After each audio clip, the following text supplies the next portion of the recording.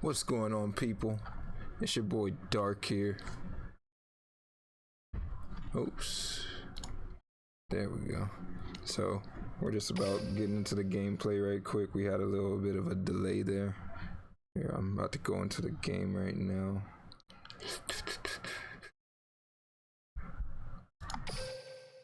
Alright, so it's Victor Lee versus Luke Tyler.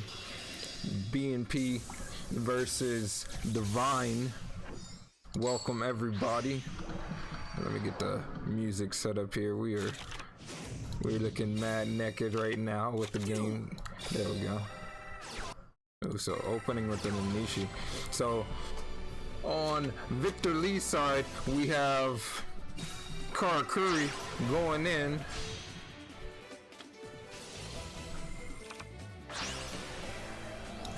Gonna set up that full field already. Beret to Burrito with a Nanishi as the ender, and gonna put her in attack mode as he gets the merchant to his hand. Let's go, boy. Oh my god, he's playing Magic the Gathering. Look at this flip. I'ma tap, I'ma tap this, I'ma tap that. Luke Tyler just gonna set 3 in the back row and in. Oh, revealing his magician, girls.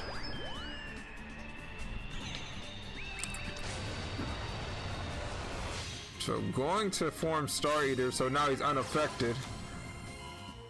Hey, what's going on, Hezzy?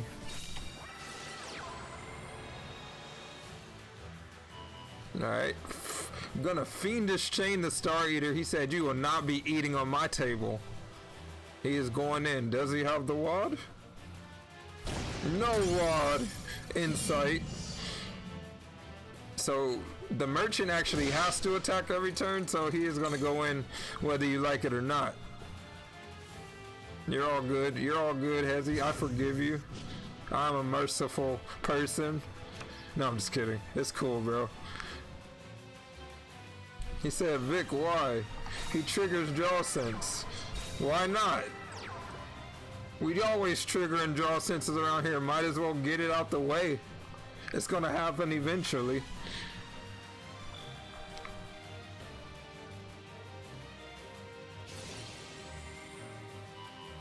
So Beret's gonna flip that face down monster face up. You will not be flipping my monster face up, he says. So this is 2 fiendish chains. Got his board locked down.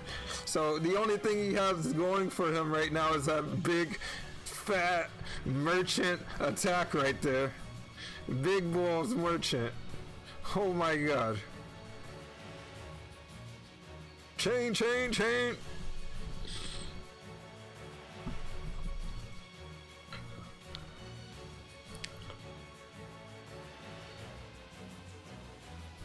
Merchant is trying his best, okay? I know, right? He's trying to make ends meet. He's just selling things here and there. He's one card becoming a full board. I mean, you think he got it hard out here, but he really doesn't. If it wasn't for that merchant, this field would not be possible. So this is the longest delay I've ever seen in my life. It is just a fiendish chain, alright? Fiendish chain, bro. You gonna get rid of it? He is gonna offerings to the doomed. So he will pop his own monster, but because of that fact, it will resolve flipping that Alistair face up. Max delay. He said no. Stop.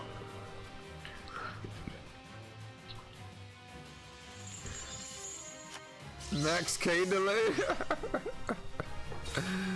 That's comedy. So he is going to just end his turn.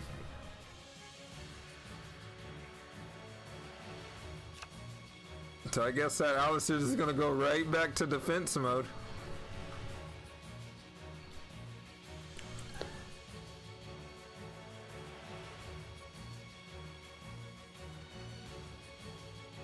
Alright, he's going to take some time to think about his play, his approach. I mean, you're staring down a big giant Star Eater.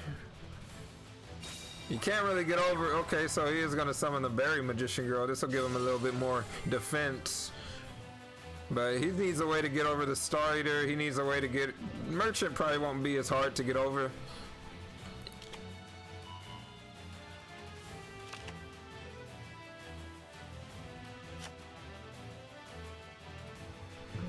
So yeah, sort of caught on the defensive here. Can't really make that big push just yet.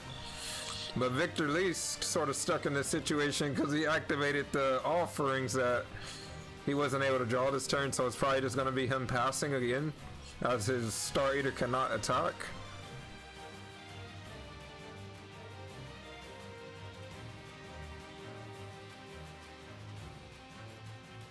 Yeah, not having access to that back row, and as long as Victor Lee doesn't trigger it, we're sort of stuck in this stalemate as there is no invocation of that sort possible.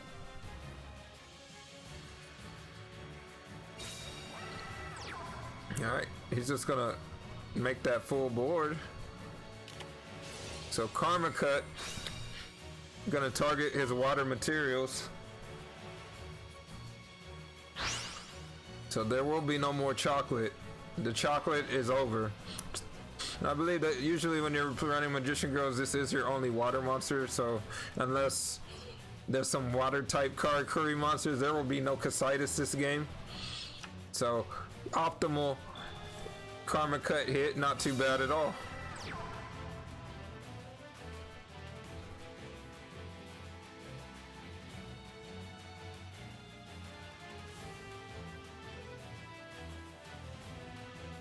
The longest end phase delay you'll ever see. Finally gonna go back to Luke Tyler.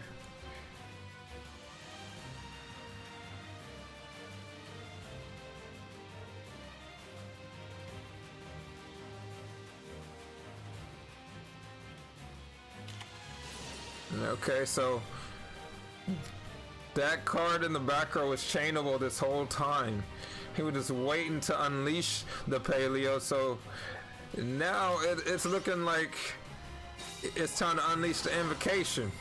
He is gonna unlock the invocation, hidden achievement, gonna banish the Kanamzan, so he will not be using that one anymore or getting it back. Invoke Magalanica Fanica. It's just huge. And usually Karakuri players, since I guess their ceiling of attack would be around 2,800. He's gonna have a really hard time trying to get over this 3,000 attack, 3,300 defense monster. So, things starting to look kind of dicey for Mr. Lee here. And, you know, Karakuri aren't really known for their long grind game, so Magician Girl is definitely the perfect response to this deck. So smart thinking on Luke Tyler to go in with this deck first.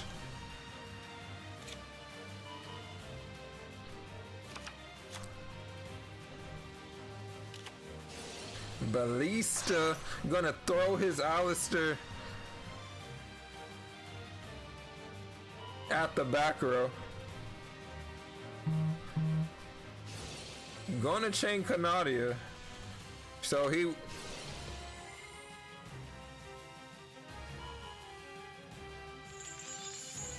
chains on the Berry Magician Girl here. Interesting. Oh, okay, never mind. It was getting popped anyways. He's just doing it for fun. So that will be his water monster was actually a trap the whole time. So now Victor Lee has two big walls of beasts to get over. One is non-targetable. One is just big as all heck. Oh, here we go. 4,000 coming at you. Big boy damage going in for that 1,800. And he will have another Alistair in the hand, sealing the deal. Luke Tyler going in. Magician Girls invoked. Wow. This is just a rough start. Well, not even a rough start. He did open optimally, but that double fiendish chain did slow some things down. Definitely shut down the big boy Definitely shut down that big boy Star Eater. Nobody's eating at the table when you got Fiendish Chain at it. So will Victor Lee have a response? Will his second deck be the answer, or will he be repeating?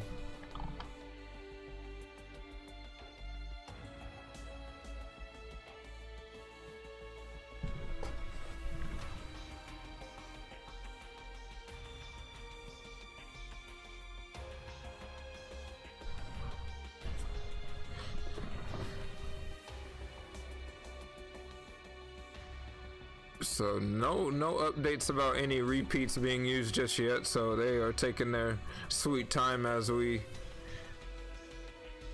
find out that information. Well, in the meantime, welcome everybody. I hope you guys are having a good weekend thus far. For the people who celebrate Thanksgiving, I hope you had a good one as well. How's everybody's weekend going so far?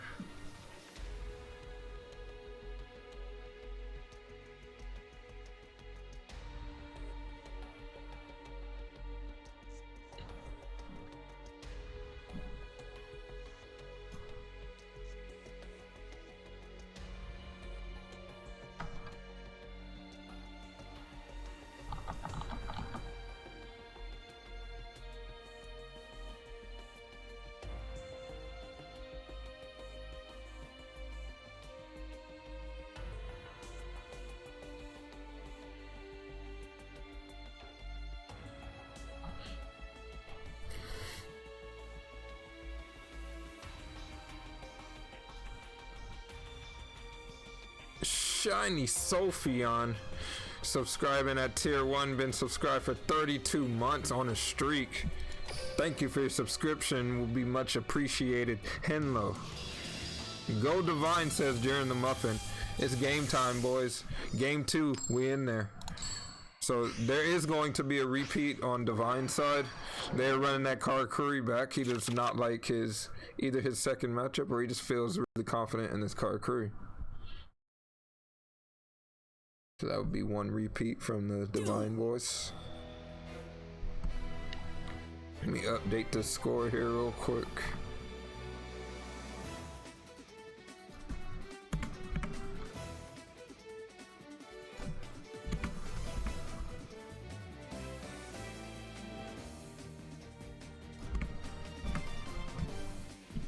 There we go. That's more like it. Jiren cheerleader. Hell yeah, let's go. So I'm gonna open that good old merchant. You know, you don't leave home without a merchant. It's like Black Friday but for Karakuri monsters. So he's gonna have that and the cash cat. So this is looking like the great value fulfilled right here, because he's gonna have, wait, what? He said, nah fam, I'm not even going to, there's no Kanamzan. I've never seen a merchant leave home without it.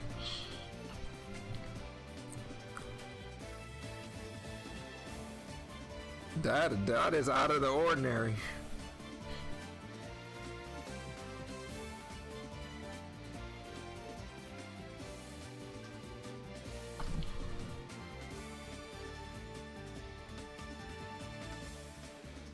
Oh no, he does have a second deck, so we can't count him out. He didn't restart at all. He said, I am fine with this. He said, I am chilling. I got my merchant in defense, my triple back row. Come at me, bruh.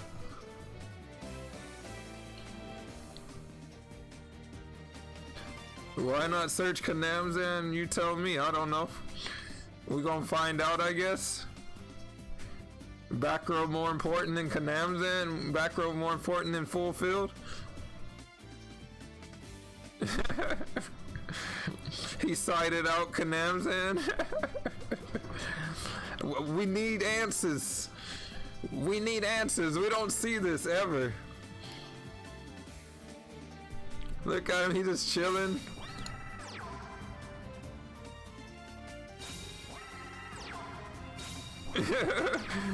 Apply what you wrote on your ebook.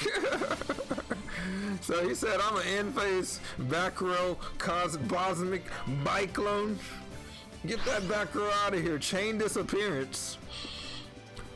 That could have been crucial if he had another merchant to follow up with.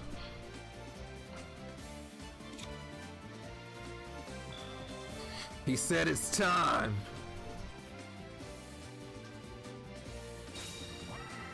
He's playing around Magallanica, Fanica, Fanica, Fanica. He said, I do not want to have to deal with that ever again.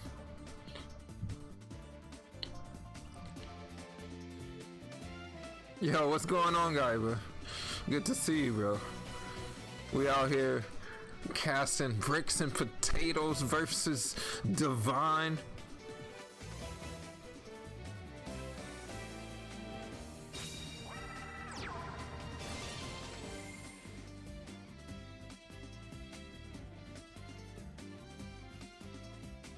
So very berry magician girl gonna add a very chocolate magician girl to his hand. Value. We call that a floater.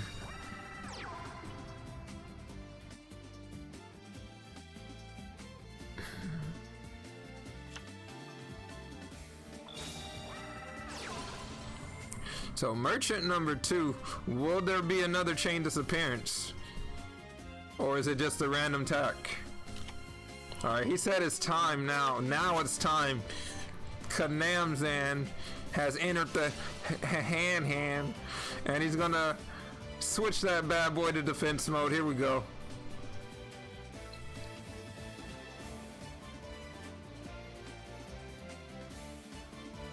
Oh man, that delay. He said, hold it right there, Kanamzan. You stop right there.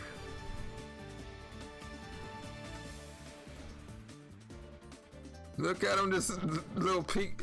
He's just like peeking from the hand, just about to jump on the field. He's like, can I come out now? Please? Respond already.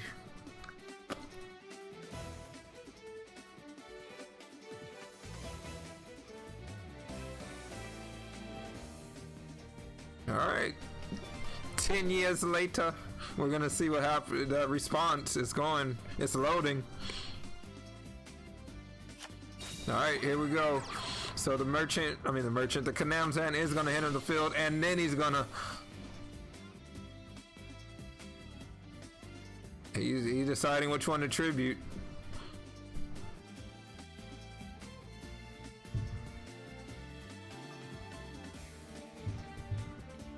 Double shed.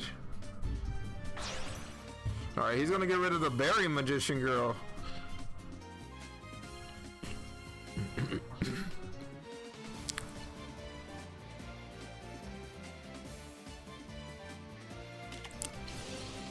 Oh really? Gonna chain the ballista back at him. And you only could summon that one time. So he destroys a bluffed invocation. Wow, very... So he can't even summon another Kanamzan. Once that effect is triggered, he's actually stuck to one Kanamzan there. So now he's just back in this stalemate position where he's just sitting behind these merchants.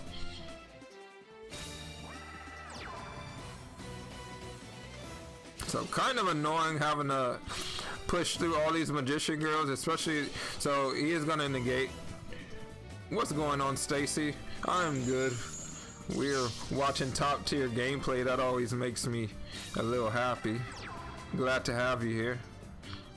Is the ballista the most used trap in this game? It is definitely one of the staples suited for this kind of matchup, as Karkri can't really get rid of things without utilizing back row, so magician girls can be kind of a pain.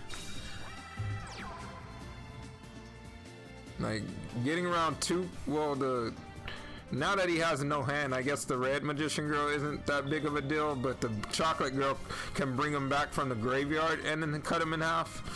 So we gotta watch out for her. We can't trust that chocolate magician girl.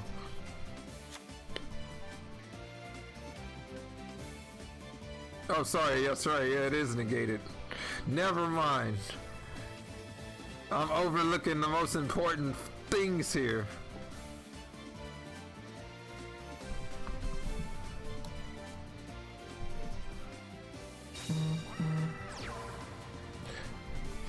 Alright, so now he has a full board, so now their effects are sort of irrelevant for the time being.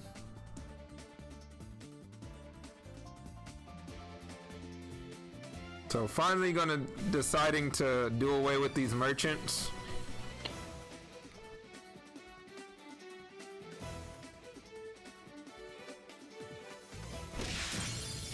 So one merchant out of the way, not too bad at all. Needles coming. It could happen at any moment.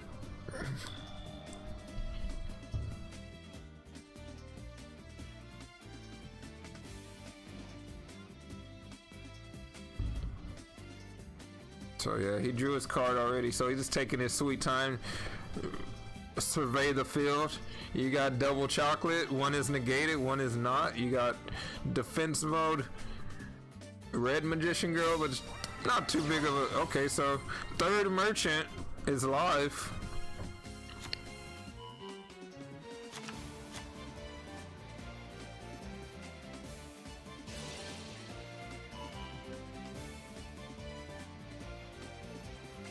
Alright, Kanam's hand triggering. Gonna come out for a second time. So, will this be met with the Canadia this time around?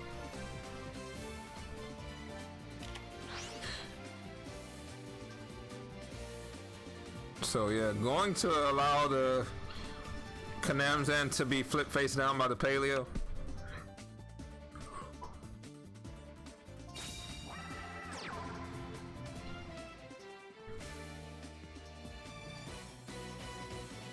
Off the top, more back row is added to his back row,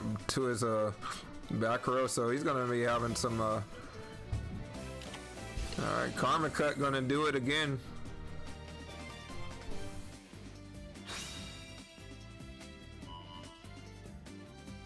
All right, he's gonna give it another shot.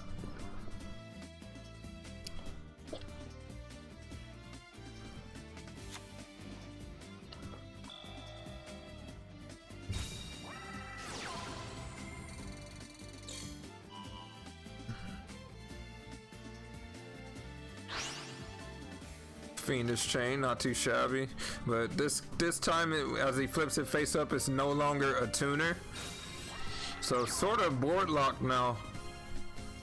And Karakuri don't really have many ways to fix that issue, so he's kind of forced here to just start pushing through all of his defenses now.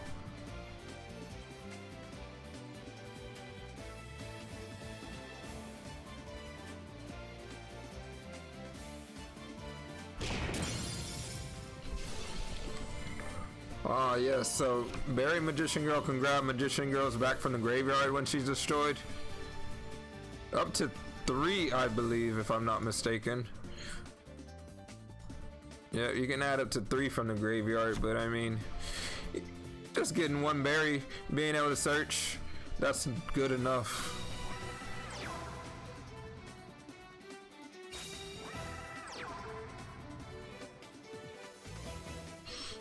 So sort of a standstill here. The Kanamzan actually has to attack every turn.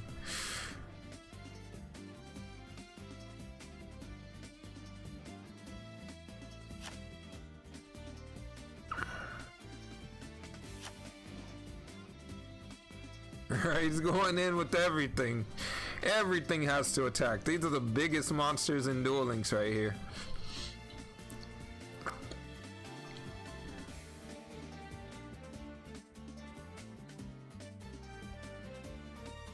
So gonna get rid of the big body.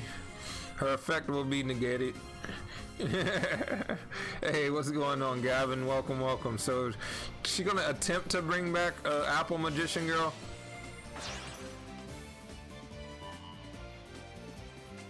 Oh, so debate activation. So what he's doing here, he's activating the effect, chaining the ballista to the fiendish chain to force out another fiendish chain. So if that would have went through, he would have got the Berry Magician Girl back, and that would have been quite the situation where all of his monsters had to attack into it. So super clutch having another fiendish chain, and now there's gonna be another fiendish chain. Just chains everywhere. Chain here, chain there, chain this, chain that. So being forced to attack.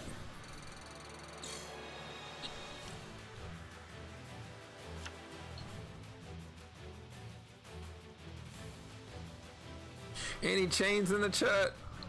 There's plenty of chains in the chat. When's the next ban list due? The ban list doesn't have a schedule. It just comes when it comes, and this is about ban list season. So he is gonna negate that.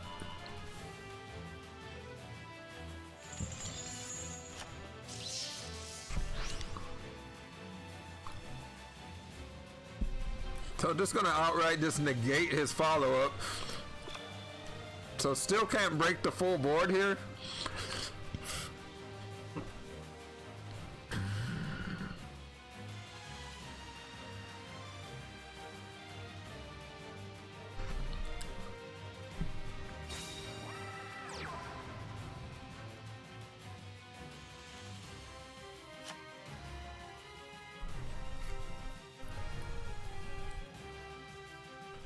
Alright, gonna finally free up his board here.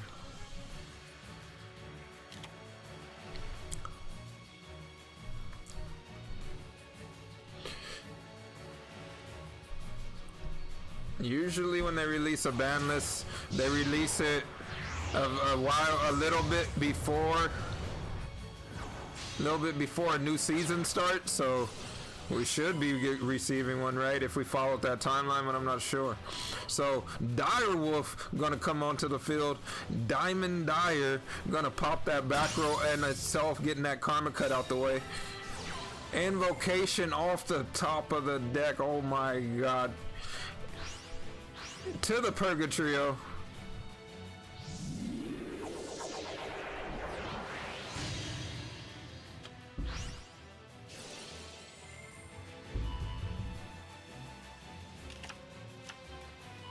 So 2 invocation just chilling there in graveyard, but I mean, this is not a good time for as a Karakuri player. That Purgatrio was always looming in the shadows, and it's finally coming out, and he's gonna bring out 2 of them at that. He said, "Meet my Purgatrio family." This is a trio of trios. Trio cute.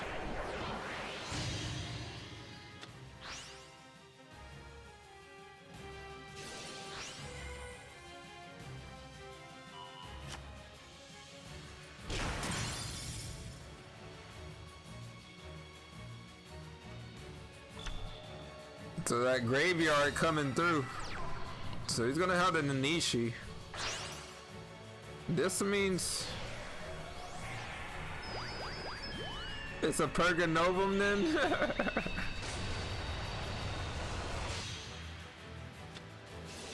So Beredo gonna bring out another Nanishi. Meet my Star Eater. Eater of the Stars.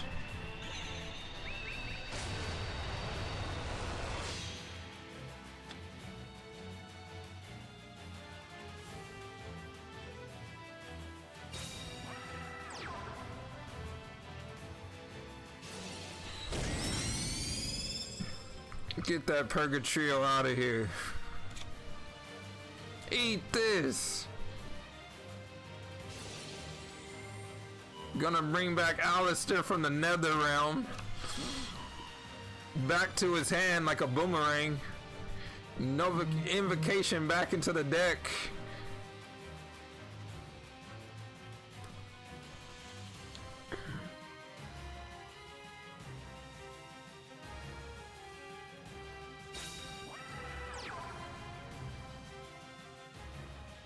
From now on, I'll call the banished file the Nether Realm. So he gonna draw a card from the top of his library. No. What's the effect of starter? When it attacks, it's unaffected by any other card effect. When it's summoned, I believe you can't respond to the summon as well. It can't be negated. And when it's summoned, cards, an effect can be activated. And if it attacks, it's unaffected by everything. It's like a big giant phenomenon. When you attack your opponent, it's like, what the heck is going on here? What the heck just happened? Now he's missing the Alistair. But that's gonna add his invocation, the Book of Invocation, from his deck to his hand. He said it's time for Armades on steroids, Armades' older brother. When Samurai Destroyer, Armades, and countless other monsters become one, they become Magalanica, Fanica, Banica, Sanica. So basically Magalanica, this one giant flame golem-like creature, gonna just pound. So not big enough to get over the Star Eater initially.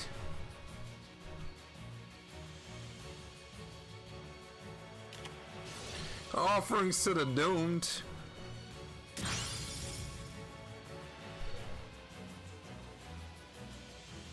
This game is still going on, yes.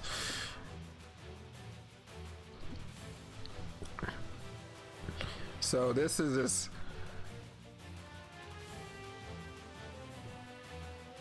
So the deck out pressure is on Victor Lee right now to pull through. He is doing not bad for a deck that doesn't have a great late game. Still holding off with his Star Eater.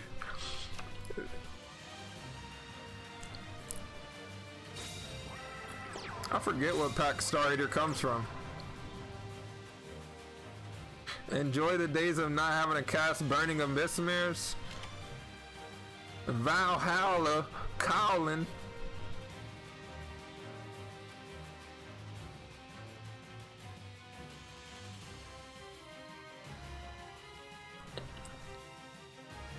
Don't make me clap you. So, yeah, looking like Vic might not make it through this deck out pressure. I mean, as long as Luke Tyler's over here making fusions, he's just gonna keep reloading his deck with invocations. Even his offerings and such cards are not gonna be able to protect him anymore.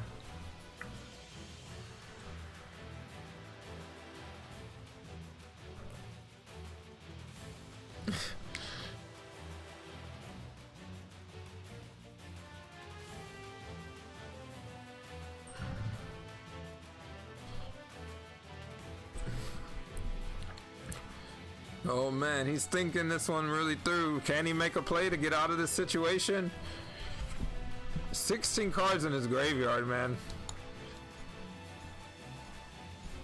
2 Kanamzans, 2 Nanishis gone, double merchant, triple merchant, so no more merchants. The sell is over, folks.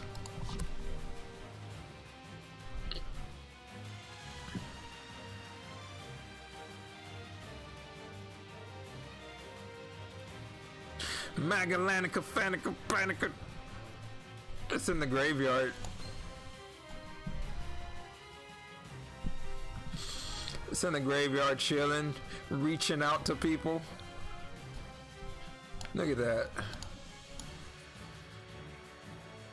This isn't speed duels. Why is his head so damn small?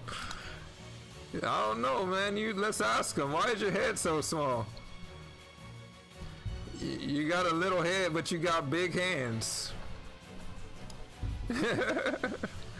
That's why he doesn't have an effect. So monsters with no effects have no brains. Is that what I'm getting here? Rude. I'm pretty sure there's a brain deep down in all that brawn and rock and lava. You would think it'd be an earth type, right? I mean, an earth type. You would think it'd be a fire type, right? Compare Perg to Mag. Perg looks like three homies having a roast battle.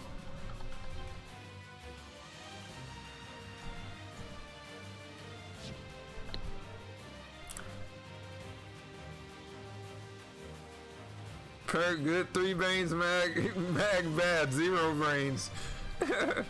Nice maths. The 3 dudes at the back of the class, for real. Trio, is that you guys doing that again?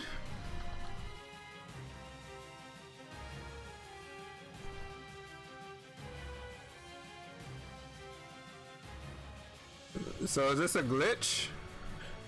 What the heck? Oh, okay, what the heck? Okay, so we leave the duel. Alright.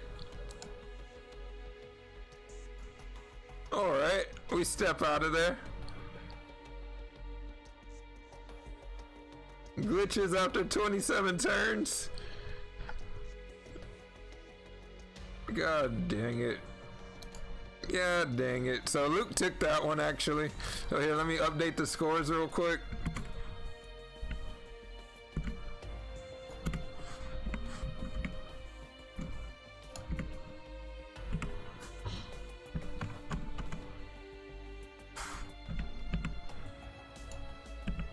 Can we watch the replay for the last turn?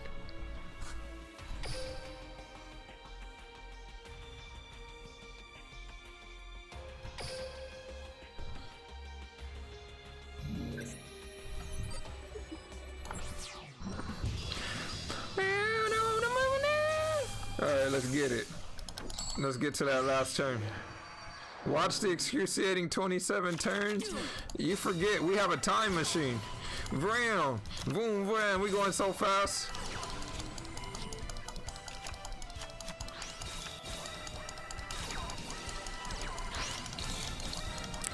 Look at this. Imagine if actual duels were this quick.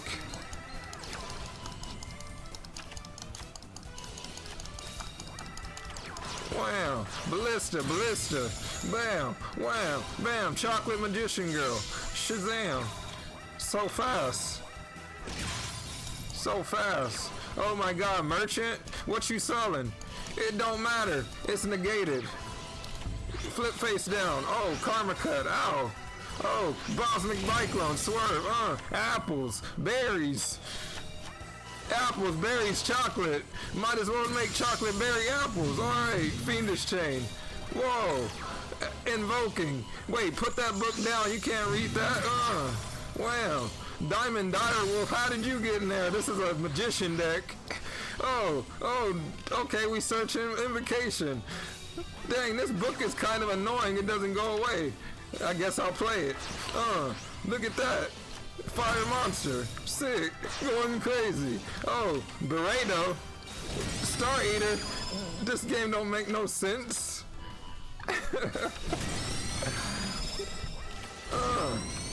Eating stars, but they're actually people. Okay. Invocation. Macalanica, Fanica, Banica. Next duel started. All right.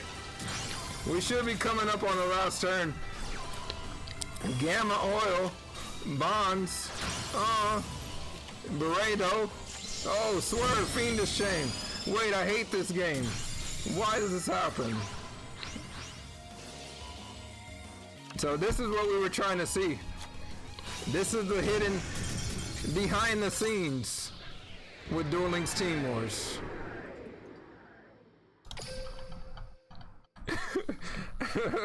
Let's go. Wait, so wait, is the duel? Okay, there we go. Bahu at the table. Let's go, boy.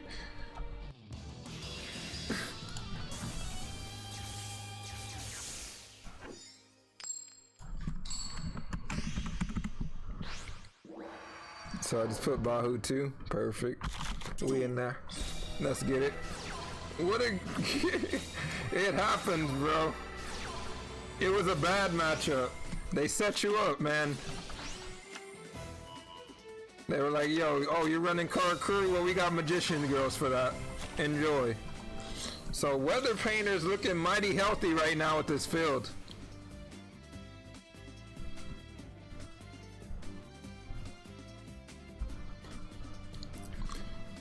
So this deck is very, very, very, very annoying.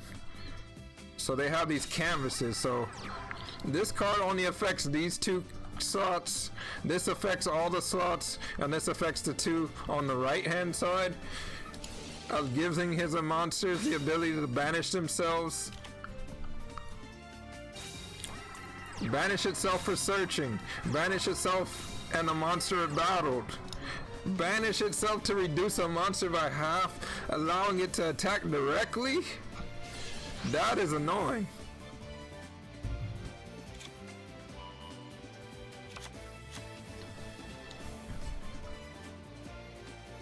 So because they're banished by the canvas's effects, they will be special summoning themselves the following turn that they utilize that effect.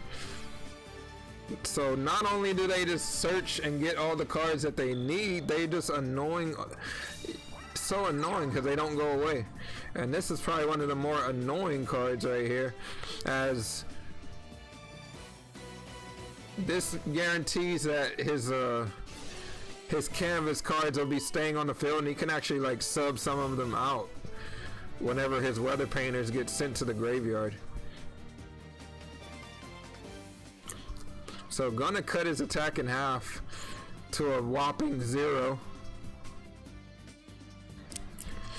So this could actually make for a very interesting, some very interesting interactions, but overall this is gonna be a pretty boring game. It's gonna be small little exchanges, but one of Magician Girl's merits is gonna be kind of counteracted as they can't bounce off them to other Magician Girls and be successful. Painters, pal, you come over here. I'm gonna paint you. I'm gonna paint you purple.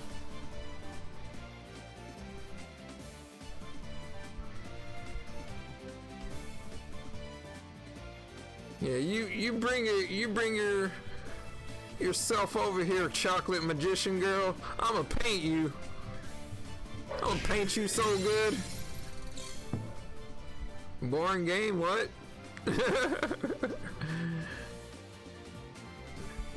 He just inflicted 100 whole attack points directly to his life points. That is so vicious. I didn't know Weather Painters are so aggressive. He said, nah, I'm not gonna let you have your draw sense. Happy little accidents, there's enough to go around. So just gonna keep banishing himself to get that value.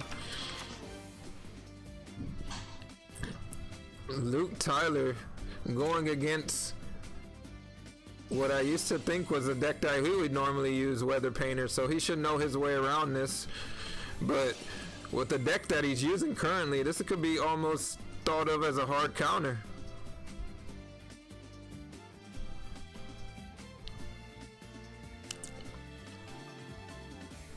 Happy accident unzips. I mean, if you unzip your pants, I don't think it's an accident anymore.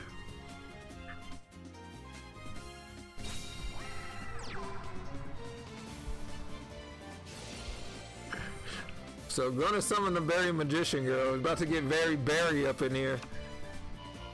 Gonna search another one.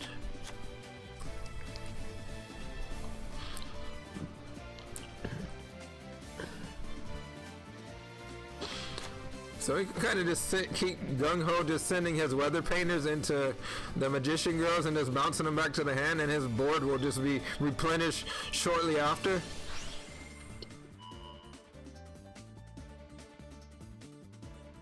So he's gonna just decide to start attacking directly.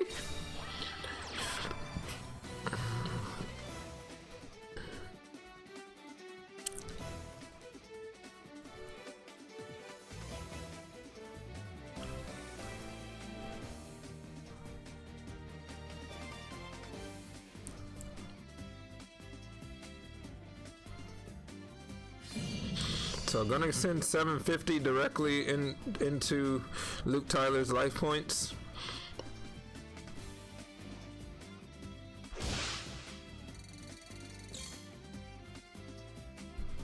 Now going into the Berry Magician Girl.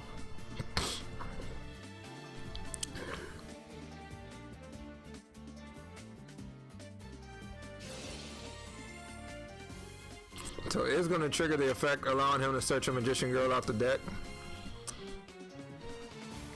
Alright. Don't want to be taking any unnecessary damage, but at the same time, you know, I guess you got to deal with the shenanigans that this Weather Painter deck is going to be throwing at him.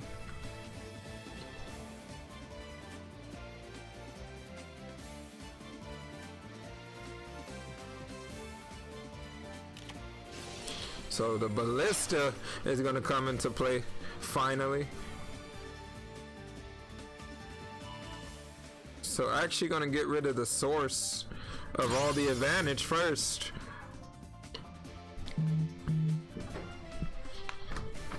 So not getting rid of the trap. So he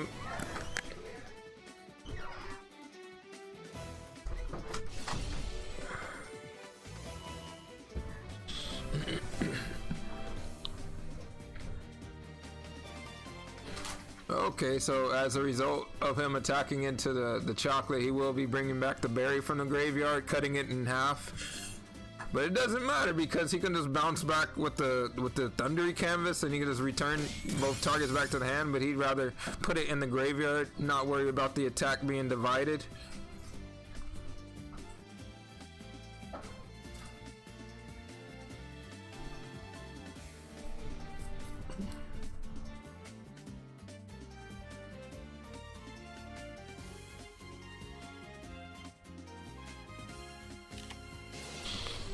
So gonna drop the Fiendish Chain, preventing him from attacking into the Magician Girl. Alright, Thunder's gonna bounce out.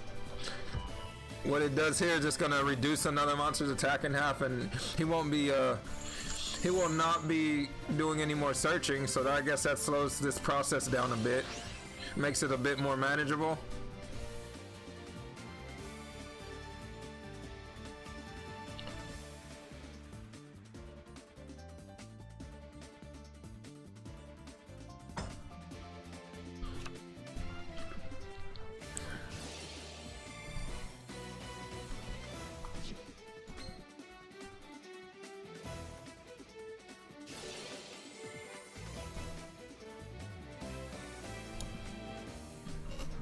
Yeah, he probably went into space.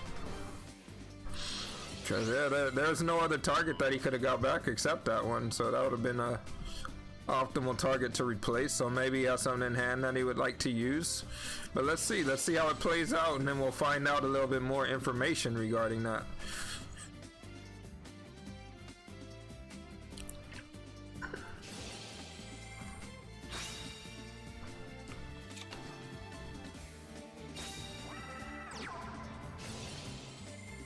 So going to the Alistair is finally going to come out into play, and he's got a healthy graveyard here.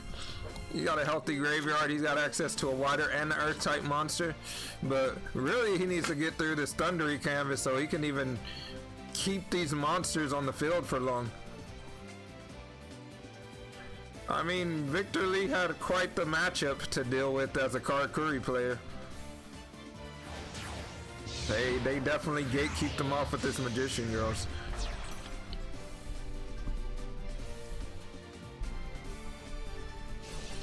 So Direwolf is gonna deal with the back row, I'm pretty sure.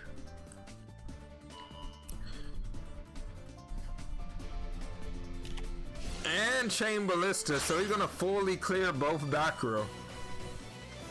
Never mind, he can't actually, that's right, because of the cloud being on the field, he cannot fully clear the back row, but what he can do is finally start attacking through these monsters.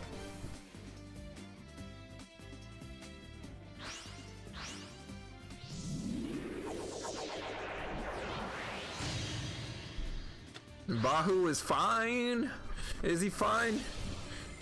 There's a big, giant 2900 wall thingy that attacks in defense mode for some reason.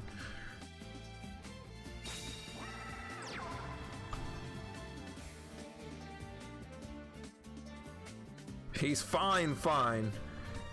So fine. He's so fine that he's gonna attack over his monster.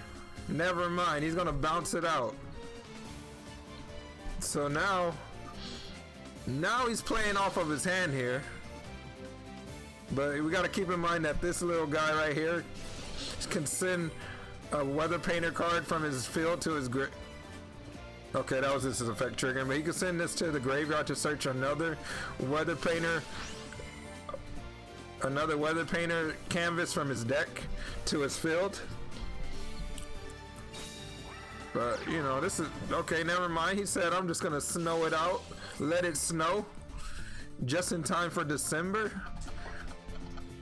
So, gonna bring out the other thundery canvas. So, this is gonna deal with Casitas again. Well timed. He was waiting for this. Fiendish Chain.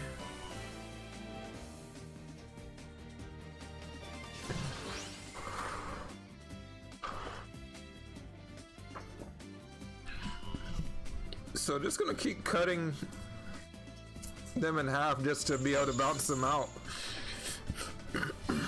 So I'm gonna love tap for 425. Putting Luke Tyler at an odd 27, 25 life points. Yikes. I don't even see numbers like this on the regular. I don't see how Luke comes back here. I am sorry. You were forgiven. Don't apologize for telling the truth. It is not looking good right now. You got all these little canvases painting, all these paintings all over the place. All these artists just coming back from the nether realm. People at life points that don't even make sense. Weather painters.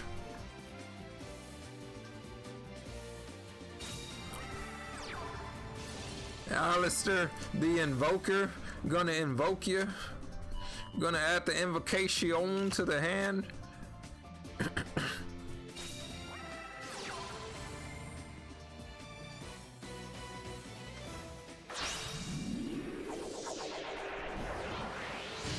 So, Kaliga gonna come into play.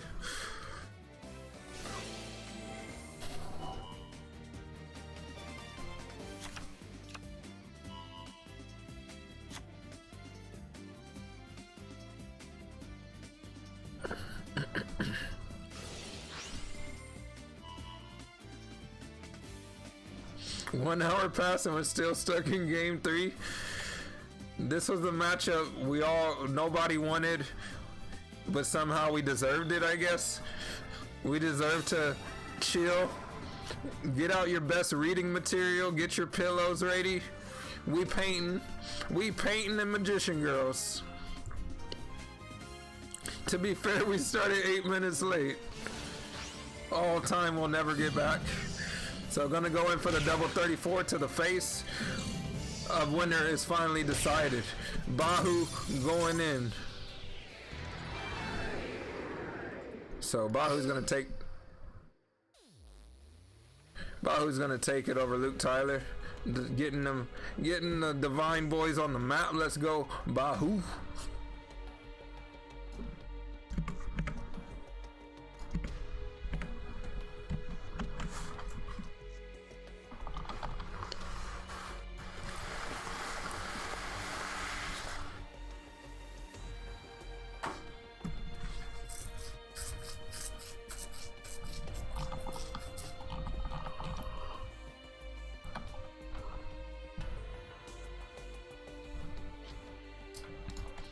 So now it's really a question if Luke Tyler's second deck can deal with the Weather Painters, or is he going to run that replay?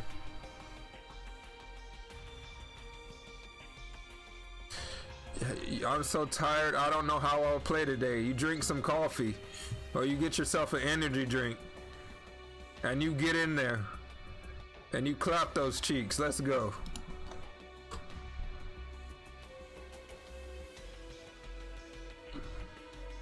So taking some time, taking a little breather to think it through.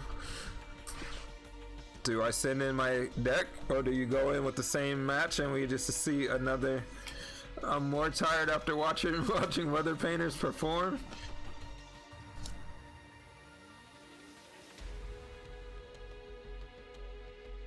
So Luke Tyler back at the table here. I don't see a spectate button here, nor do I see a replay. So he is going to be going in with his second deck choice. So must feel like it's a better matchup than the Magician Girls. I feel like Luke Tyler was definitely on the losing end of that trade-off there, where weather painters just kind of get through all the shenanigans that Magician Girls throw out. Duel.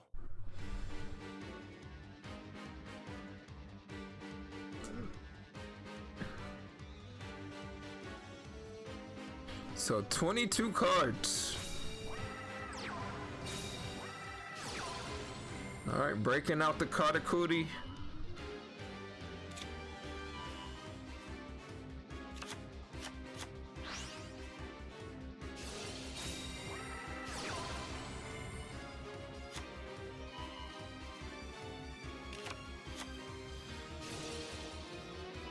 No restart activate. Well, we got ourselves a full field incoming. So this one is this one seems like the more costly way to go about it, but you got Kanamzan. Are you gonna make the beret? You make the beret. You're gonna summon beret. The other Kanamzan. This is gonna make the beret dough. And then he gets one more summon off this. But how will he be utilizing his board this time?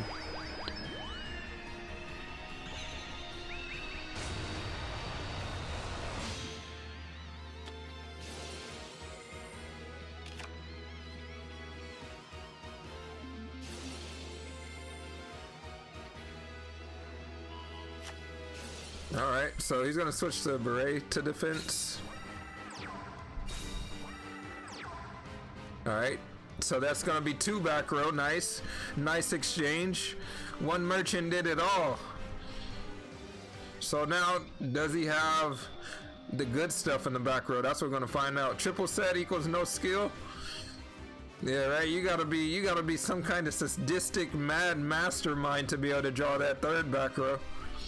2 back row, anybody can do that. 3 back row, some kind of sorcery.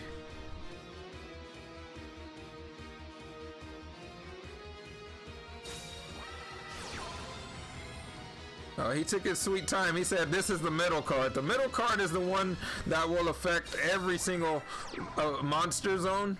So you optimally want your favorite one in the middle. So he is going to bring out the Weather Painter Snow and play another Weather Painter card from his graveyard. I'm sorry, from his deck. 3 set and Necro World Champion. The chosen one. The man of prophecy. Legends tell of a man who can set 3 back row. But one day he will play the field card as well, and all the planets will align. So far we got the chosen weather painter though. He is about to paint Picasso. He's about to become a modern day Picasso. Valhalla. Cosmic Cyclone, never mind. Ball up your canvas, throw it in the trash can. You stop right there.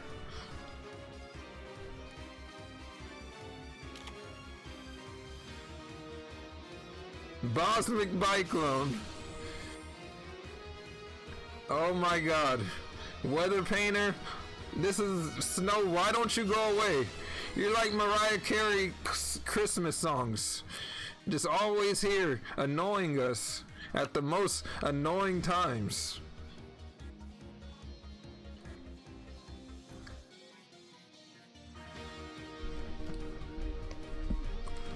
Let's get it.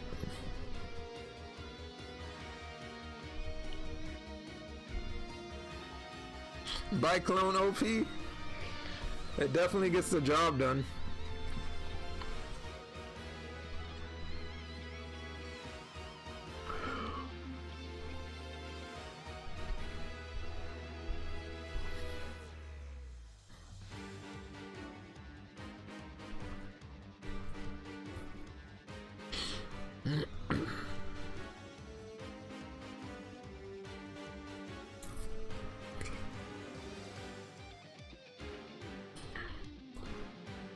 He's got to break this board somehow. Oh, he said it's time. Meet my Star Eater, he says.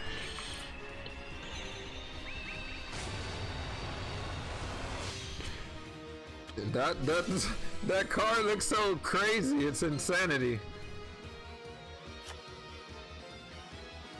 He is about to tag him with the meanest 3,200 attack points I've ever seen.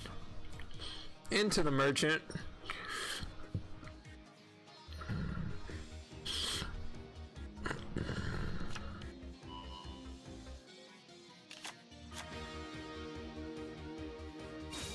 He said just scoop. No, he needs to know why he's scooping before he scoops. He is going in. Time to have Kite Rider get killed? That doesn't sound very fun at all. Star Eater going in. So this is the part where he has to tag out here. So he is going to tag it out to trigger the halving effect. So because he did it, he won't be able to have the Star Eater. Because he did it as soon as the attack was declared and not before the attack was declared. So he only has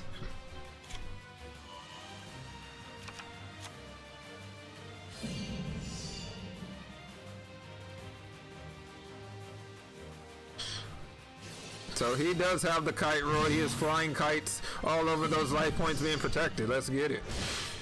The weather painters live again to fight another day. Curse you, Kite Royd. I'ma get you, sucker. I'ma get you, Kite Royd.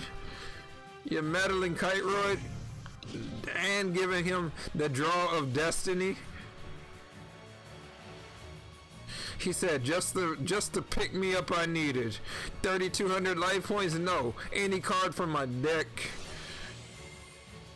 Look at that snow coming out just in time to be annoying.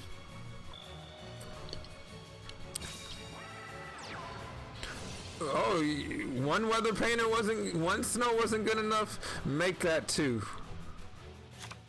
Oh God. Oh God. Oh God.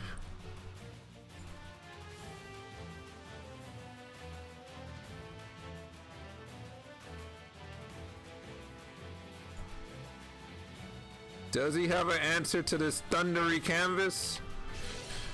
Oh my God, and because he did it that way, because he did it in that order, the monsters on the field will not be changing, so he cannot call off this attack. So he will call off the monster to reduce another monster by attack by half.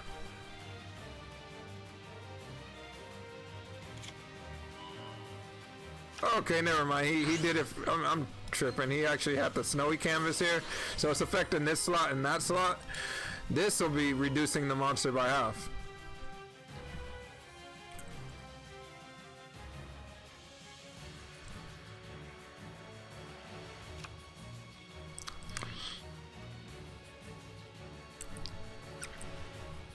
So close to those life points.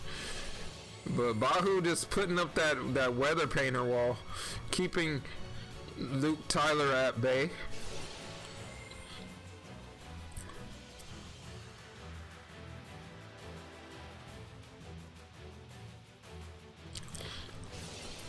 No more CC.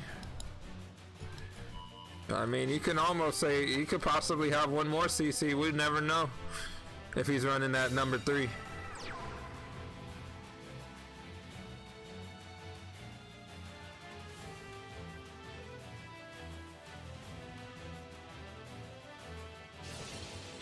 So Star Eater attacking in proper order here.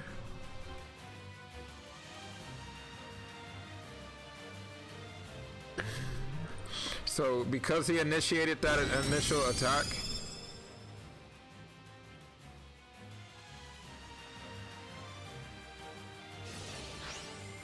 gonna target. Really? I guess right, because he has a kite roid.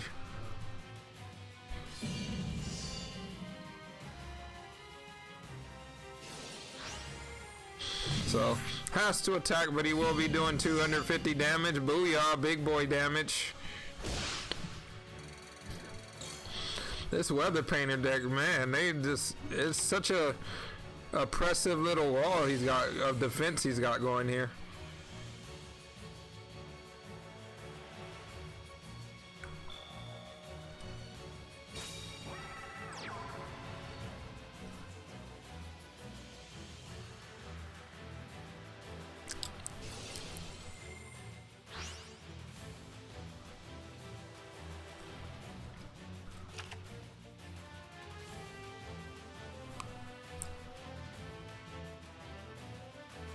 So gonna bring out another thundery canvas.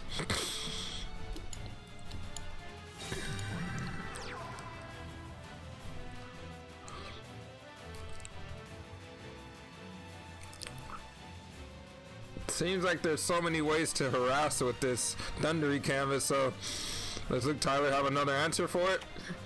Ballista. So this time his monster amount will change, so he will not be able to. He will not be tricking them with the call off this time.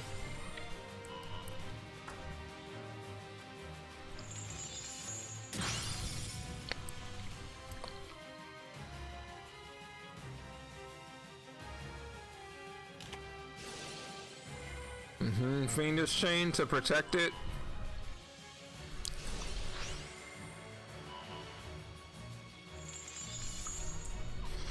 Alright, Luke Tyler's back at it.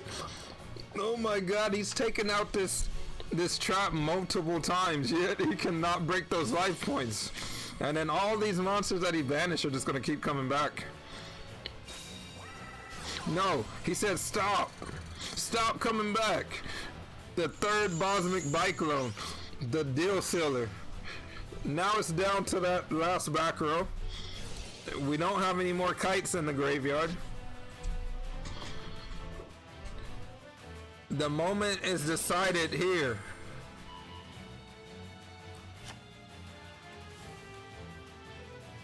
Star Eater attack. And not only did he do, not in that attack, he also played around another possible kite roid. So Luke Tyler breaking the deck down into pieces, finding his way through. Well played.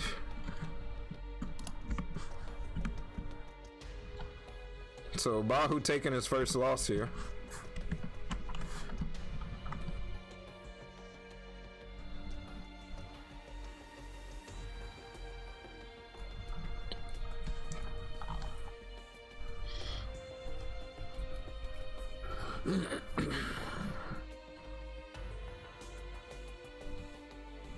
So, well, right when he was about to make his best painting yet, Luke Tyler stepped on it. What a rude guy. But that doesn't mean that his masterpiece is yet over. He can definitely pick up the pieces. He's got another deck at his disposal.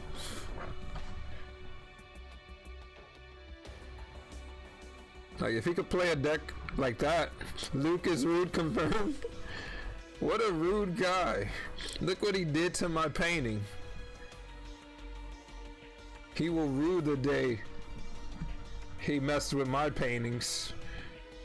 So now Bahu has his hidden weapon, his secret weaponry. The Weather Painters, that was just the beginning. That's not even the main event. Bahu unlocking his final form. He is a Mako under all that Weather Painter. He's gonna paint the ocean. So looking like a Christian matchup here. Duel. So Luke Tyler yet again in an unfavorable matchup.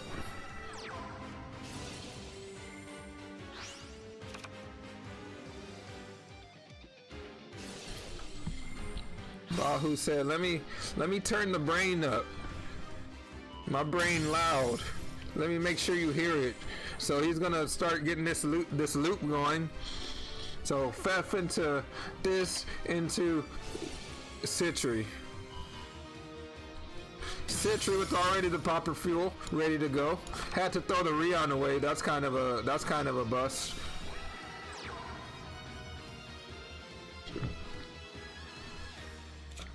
You definitely don't want to be throwing your tuners away. Those are like precious resources. So you would have definitely preferred to have the Rion in your hand rather than in the graveyard.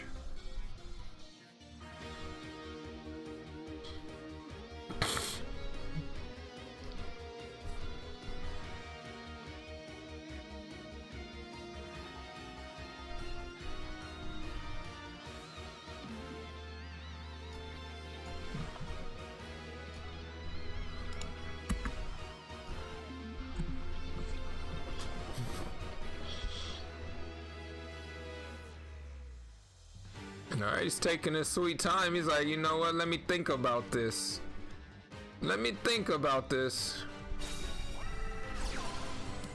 Alright, Merchant. Merchant has entered the fray.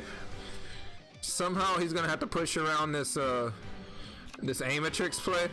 That's kind of the annoying part.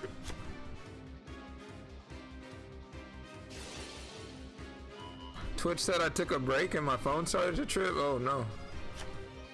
I'll never take breaks. We out here till the end. We out here doing it. Let's go. So he's got the Kanamzan on the field, looking like we're gonna go into a big boy burrito.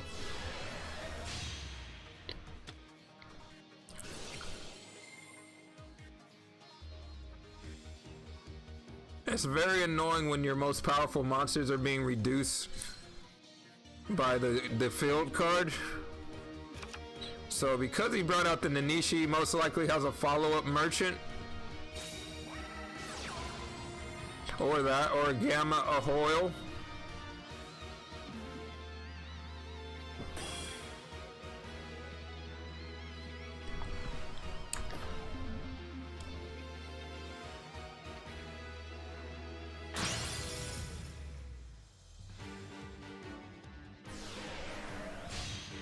Alright, we got Burrito coming out to play.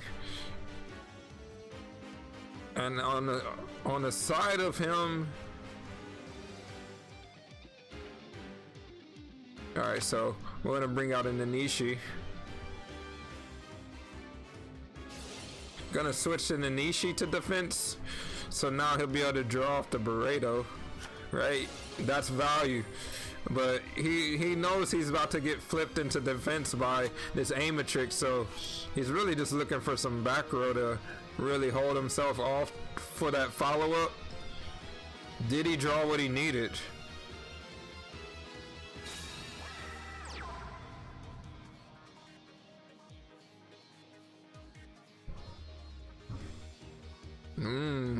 A lonely one back row, that is not something to feel good about going against a Christian player. As you know, they run triple cosmic, but I mean, that can also be argued, you know, they run 30 cards, so what are the odds of them having one of their 3 cosmic cyclones?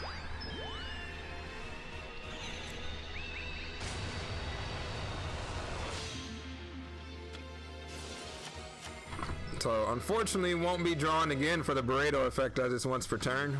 Very hard once per turn, so it will not be triggering. So Cosmic Cyclone after the fact. Gonna get that Umi out of here. Yeah, and there goes one of the 3 Cosmic Cyclones. Get that back row out of here. And now Luke Tyler is in a dicey spot here. Looking kind of scary right now.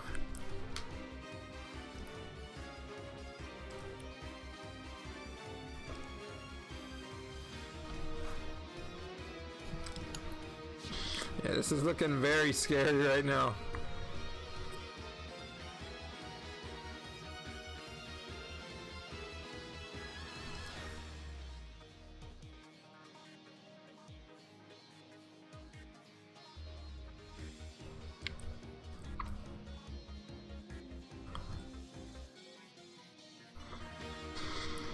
Alright, he's taking his time. Maybe he doesn't have the play.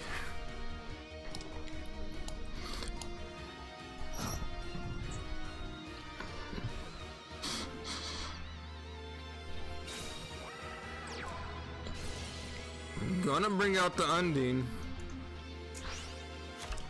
Bringing out the whale. Uh-oh, here we go. Citadel Whale.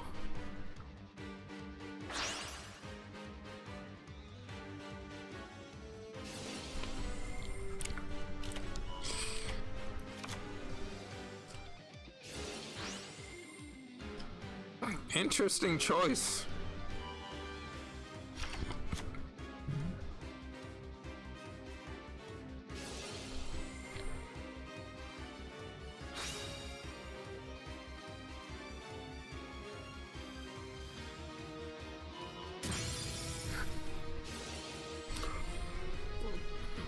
Wow, this is actually pretty crazy.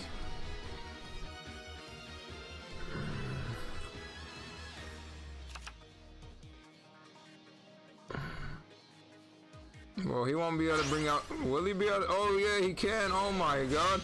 Gungnir, Dragon of the Ice Berry. This is like the spice rolling around. It is a water monster.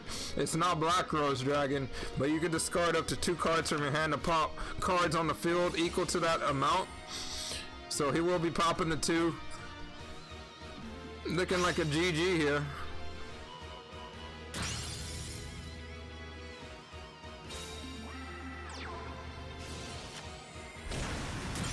Oof. Bahu coming around. Knocking Luke Tyler off the table. Oh my god. Well played, Bahu. Yikes. Gungnir. That was explosive. That was surprising. That was Gungnir.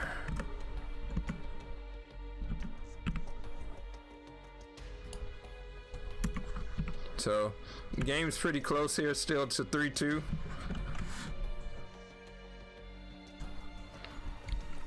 So now Luke Taylor's off the table.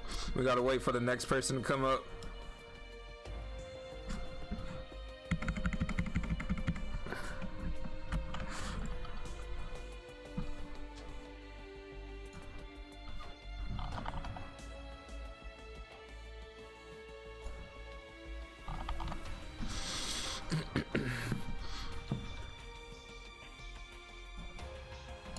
So what do you guys think of the Gungnir tech? Do you think it's better than Black Rose? I would say definitely in the... I mean, Black Rose still has value. But Gungnir is pretty tight too, because you can, it is a water monster. It's a little bit bigger. Okay, so Andy Sang gonna come out to the table.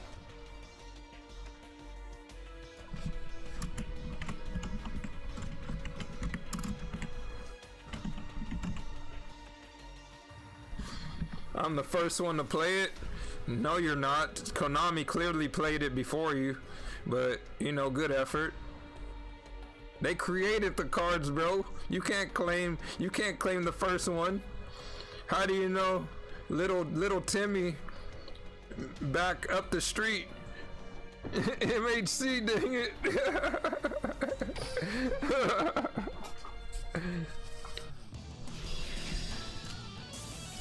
What about the people who played the TCG?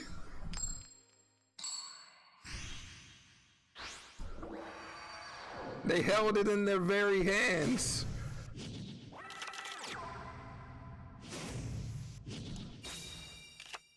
Duel.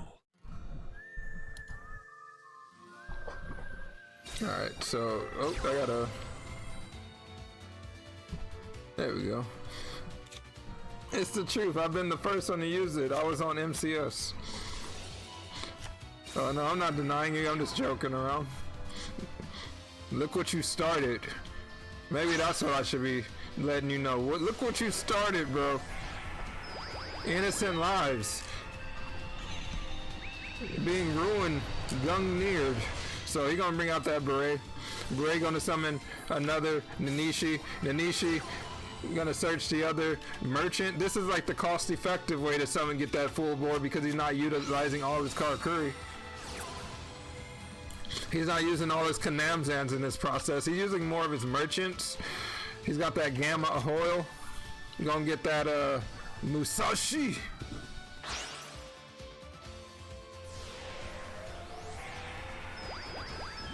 How to play team online. If you want to know more about getting a team together, you can definitely check out the Discord, and it tells you all the tools you need to make that happen. It talks about team structure, how many people you need to fulfill each role for your team. Easy money. So Burrito gonna bring out Nanishi. Nanishi gonna flip to attack, being able to. Oh, only I was about to say only one. So he does get the 2, but nobody's getting the 3 set.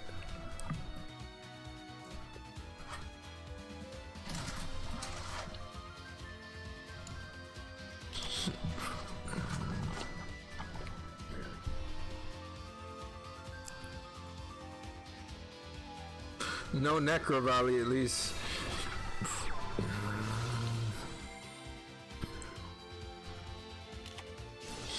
Fiendish Chain, he said, not today. You will not be Christianing right now.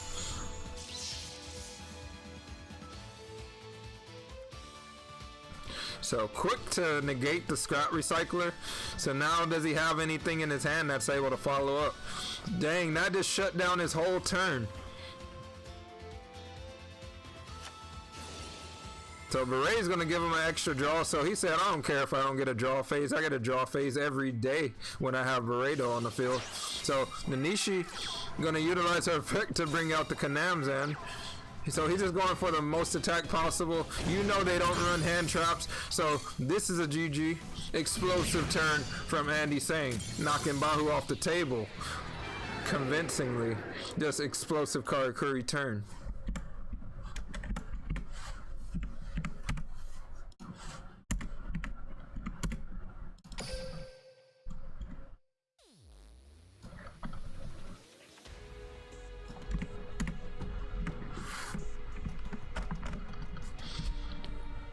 Yikers. So Bahu getting knocked off the table here, but Bahu did his job. He paid for himself. He put in work with Christians and his weather painter deck. So now it's up to the follow-up person. Who will be following up Bahu?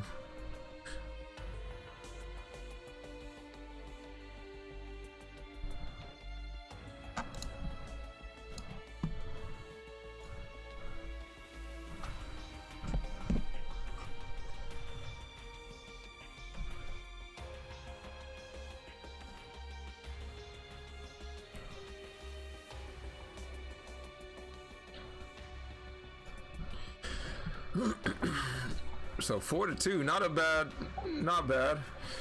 Definitely something you can still bounce back from. So losing Victor Lee, losing Bahu.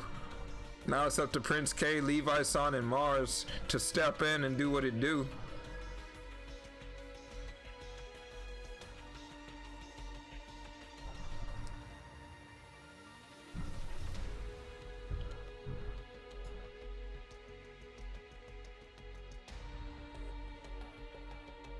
What deck did Lee use? He used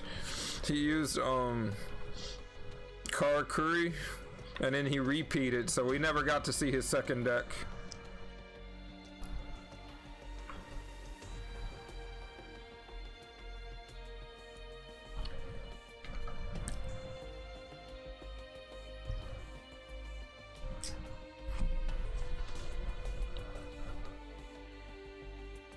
So now we're just waiting for the next person to go in.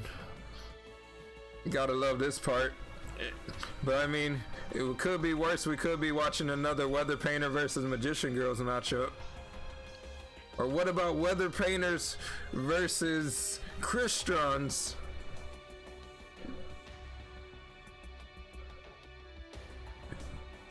At least when we watch these quick aggro deck games, it's a little bit faster pace. So Prince K is gonna step in.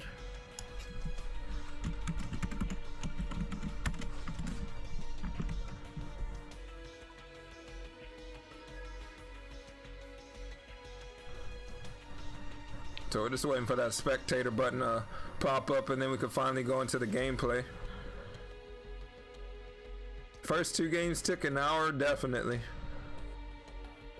Next 4 games took 30 minutes, right? Don't you love Yu-Gi-Oh? Whoa, whoa, whoa, whoa, whoa, whoa. Rating, NIF is rating with a party of 92 people. Oh my God, as if we didn't already have enough people in here at 119. We're compact. Thank you, Nifroth, for that rating party of 92. Welcome everybody coming along with Nifroth. You guys are now tuning into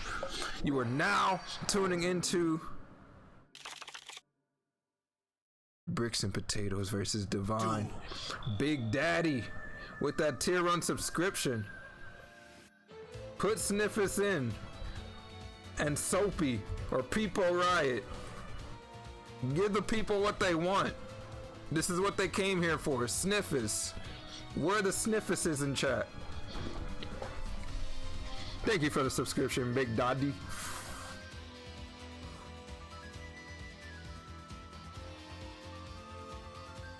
I'm a Sniffus. She's a Sniffus. He's a Sniffus. We're all Sniffus. 2 games, 1 hour. Yup. It was Magician Girls versus Weather Painters. So, Magician Girls.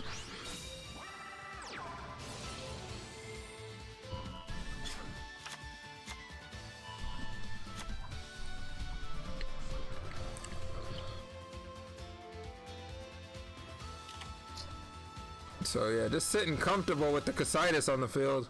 Like, you know you ain't getting OTK'd when you have a Casitas on the field. So Casitas is definitely the prelude to a annoyingly long game.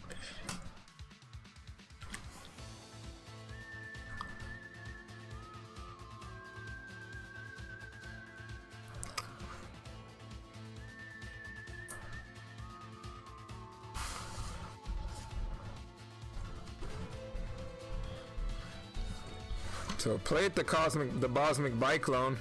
Surely not doing something defensive after playing the Cosmic. He's going in. Merchant. Black Friday sale.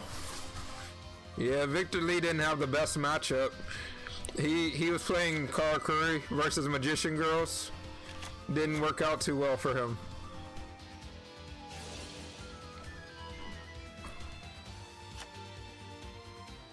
You have to play the long. When you're Carl Curry and you have to play that long grind game, it really kind of sucks for you because the longer the game goes on, the worse your deck becomes. And he played that situation kind of well, but he decked out in one situation, and then another one he just got Purgatrio'd at the end.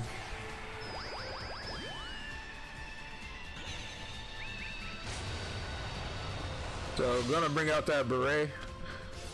Beret means Nanishi. Cash, gonna get that follow-up merchant. You know what that means, Musashi.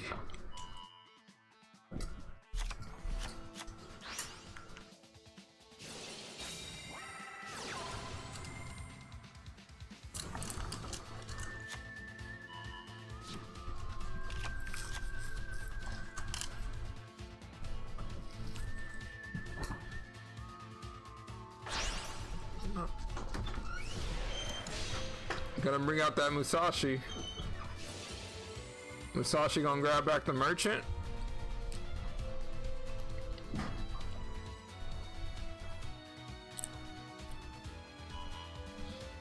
Yep, getting back that merchant, obviously.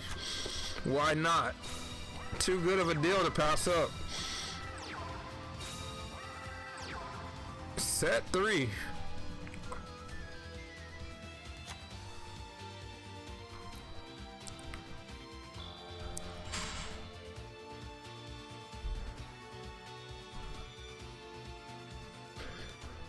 So looking like there's a little bit of trouble getting around this Casitas for the Karakuri player.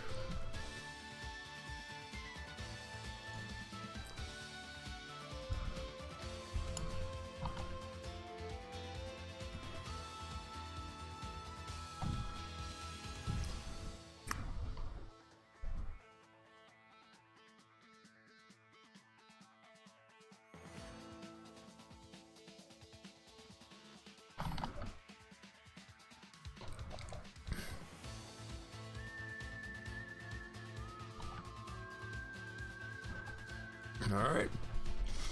Wonder what's in Bluetooth Kaiba's hand.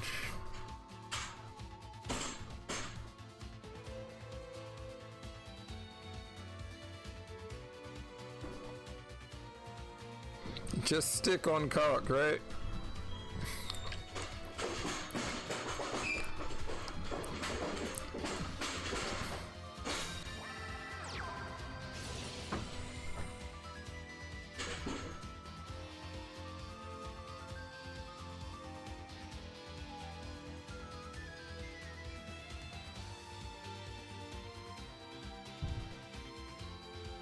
Alright, so Barry gonna search.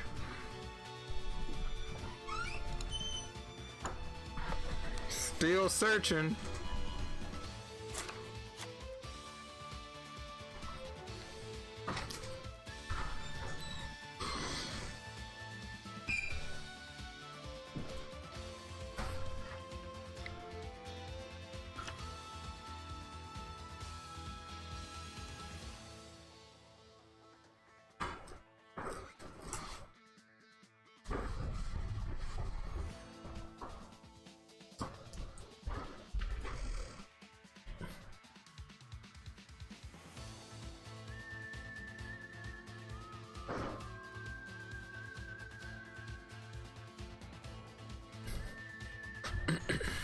Yeah, it's really down to these 3 back row. Like, it sort of is clogged right now. It must have not had the oil in the following turn as he didn't bring back the Nanishi. Okay, so had another Nanishi in hand. So gonna continue that cycle this turn. So Beret Do will be made.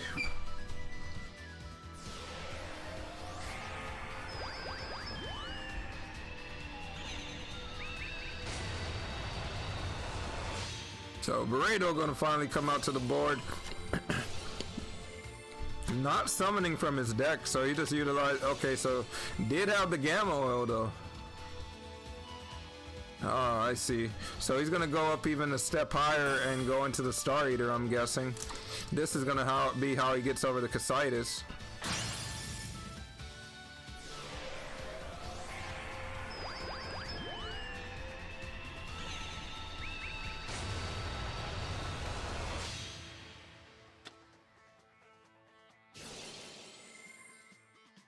Yo, Mizek rating with that party of 15. Welcome all. Coming in with Mizek. You guys are now tuned into Bricks and Potatoes versus Divine. Hope you all having a good weekend thus far. Welcome, welcome. Thank you for the raid, Mizek.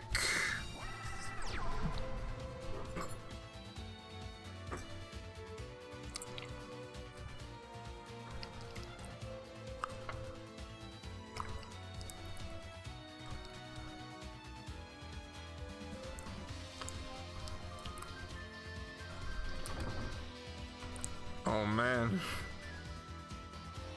Blue is such. What is it?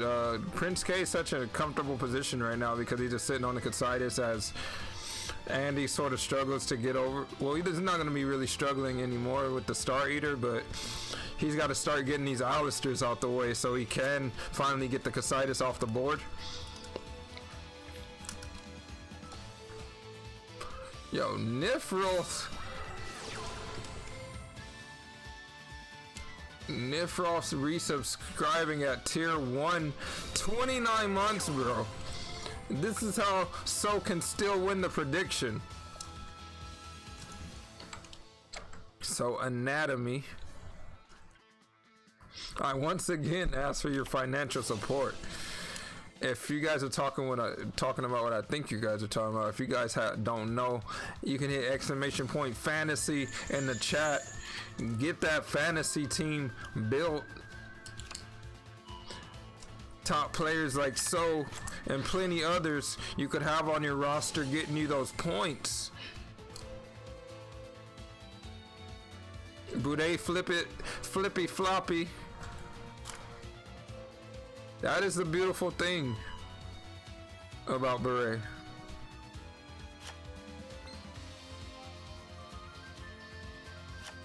He will not. He wants to draw the 2 now.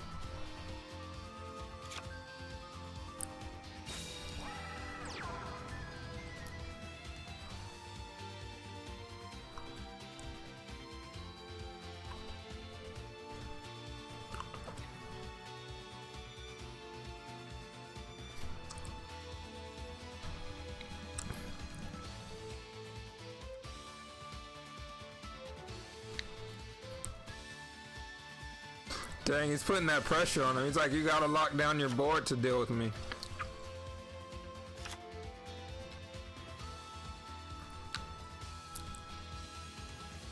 Sort of annoying. Does he have any magician girls to get back? Yep, he can get back the chocolate. So he's just gonna get rid of that. Get rid of this. Does he have another Alistair? At some point, he's gonna hard draw that invocation, and things are gonna get pretty crazy. So time is against him, but slowly but surely he's breaking through the wall.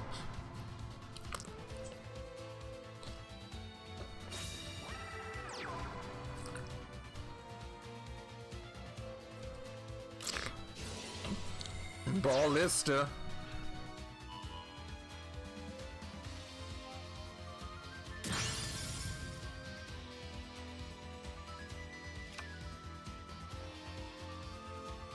Andy Kessler. So yeah, he's gonna flip that. Oh, surprise, surprise. Kanamzan.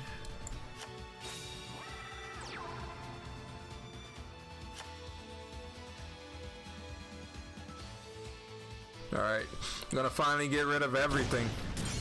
You're gonna get rid of that. You're gonna get rid of that. And he's gonna get rid of the Casitas finally. He has broken through.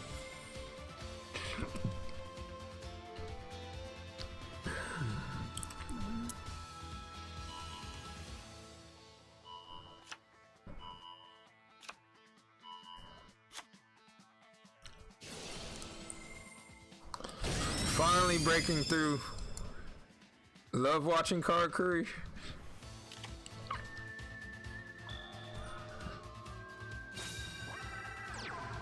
Alright, gonna bring out the chocolate magician girl. She is gonna trigger the effect with the magician girl that she got back alongside her effect. Fiendish Chain, shut your mouth. No spells here. This is a no spell zone. Shut your mouth, chocolate magician girl. Gonna draw one final back row. In phase. Oh no. And that is gonna seal the deal.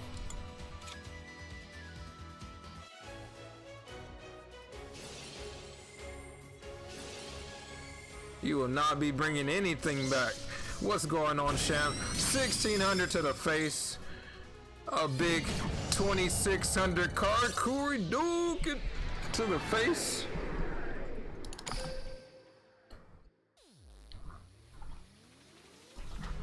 Andy Sang delivering the killing blow. Looking good with the 2-0 record right now. Giving Prince K his first loss, but don't count Prince K out. He is a prince for a reason. He's gonna ascend to greatness. One loss, that is nothing. That is Yu-Gi-Oh! Sometimes the matchups just aren't in your favor. So what? Andy was able to conquer his Casitas.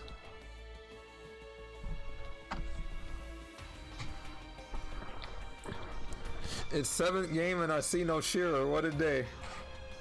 Oh yeah, you can bet you can count that. I saw some shares on Duel Links Team Wars versus Duel Links Taiwan. Hey, what's going on, guy? But welcome. Long time no see. I know it's been like forever. 5 ever.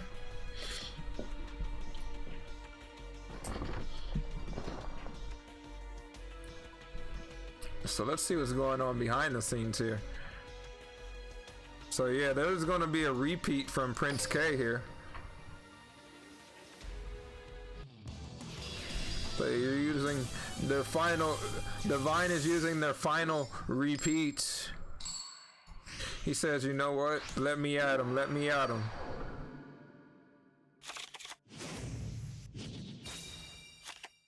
Duel.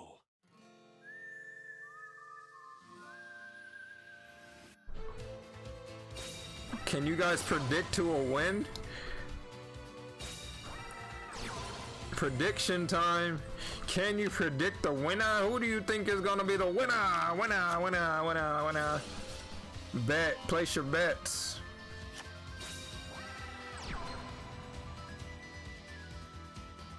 Anatomy Merchant. There's gonna be a lot of cards drawn here.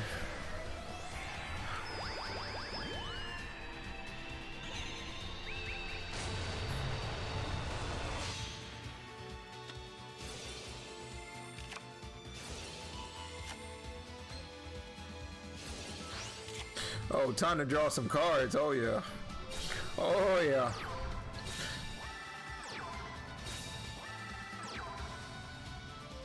He did the man of prophecy. He did the prophetic triple back row set. The man of prophecy. Will there be another fiendish change?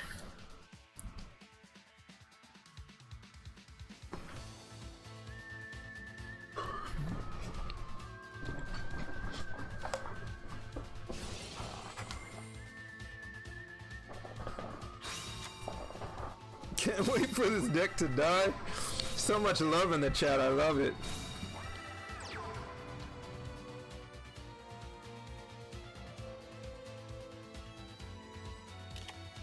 So gonna hit that Bosmic Cyclone in the end phase. Going for the middle, getting the Fiendish Chain out of the way. Won't be drawing because of the skill, but that does not matter.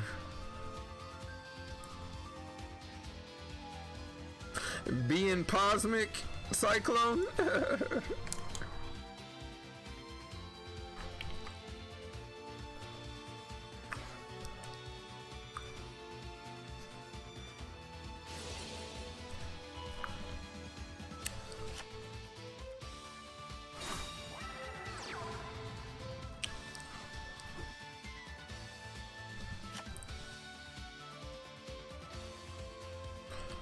Oh man.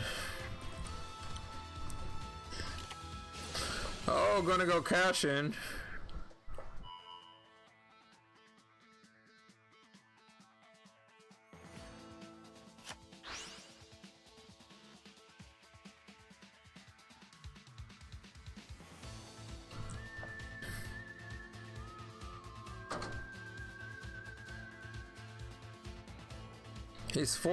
He's gonna be forced some back row there.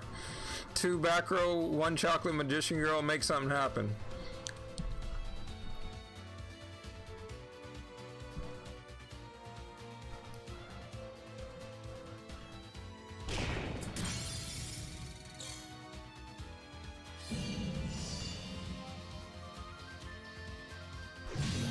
Get that out the way first, right? And then go in. Oh, he said, "Oh, fam." He said, I ain't falling for that.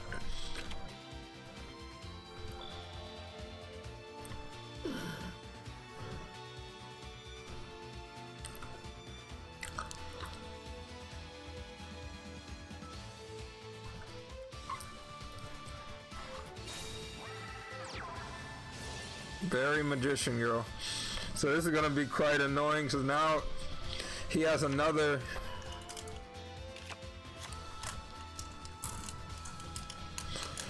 He's gonna have another target. So I don't know about this one.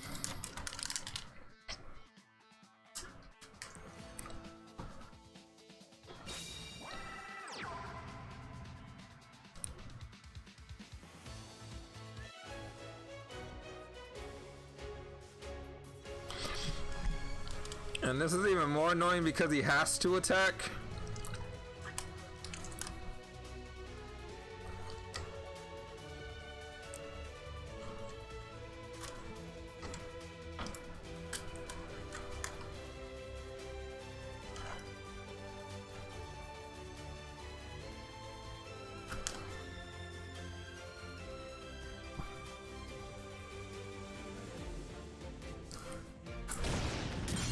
Alright, gonna inflict that big 22? Really?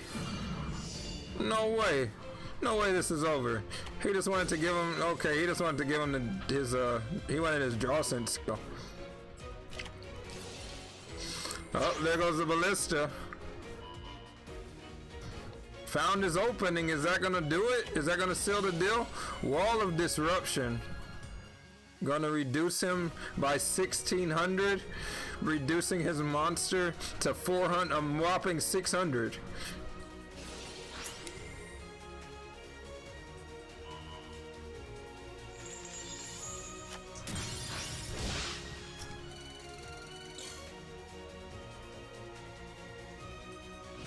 There we go, Draw Sense Dark by Seto Kaiba.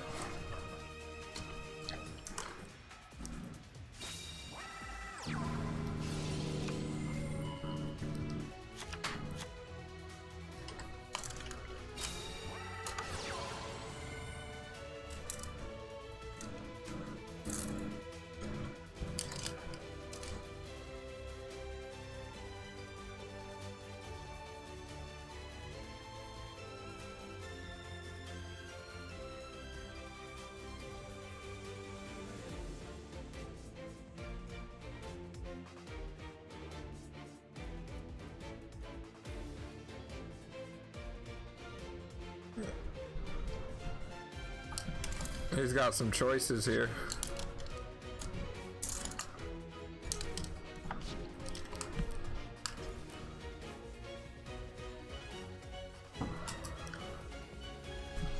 All right, he's taking his time.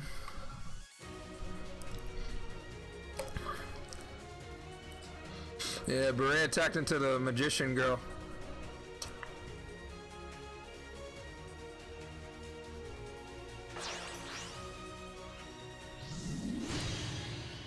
So he's gonna bring out the Purgatrio.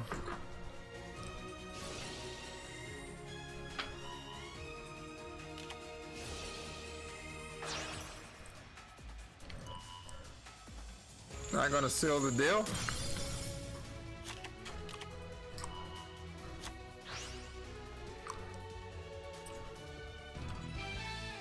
Whoa. Double ballista. Explosive. That was crazy. That was crazy.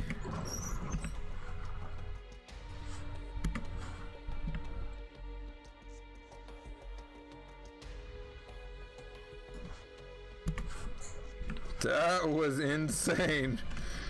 That was, oh my god. Dang, that like, you feel so confident you have the Alistair. You got the perk. You about to reload up that next perk, and then Andy just launches his Kanamzan at the right of your face, and you just get smacked. No plays. There will be no follow-ups. See, top was Andy, yes sir.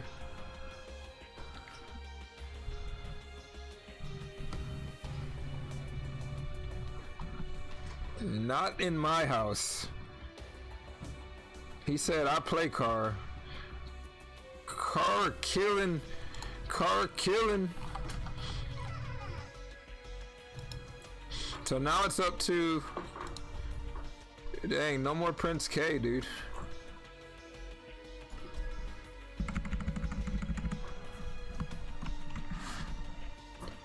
If he had summoned Casitas, he would have lived, right? He was, and you can see in the timing that he was thinking about what he was gonna bring out. That's why we're checking out the graveyards and whatnot. But yeah, definitely could have brought out the Casitas. If he had another invocation in hand, he could have had a follow-up, whatever. There was no Star Eater on the field either.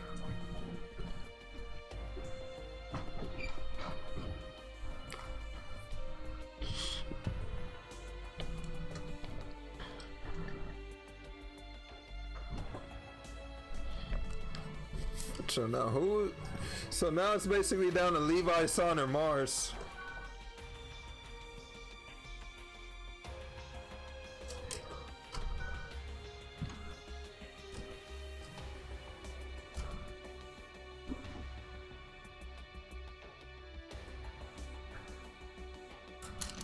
Blackwing 28 cards.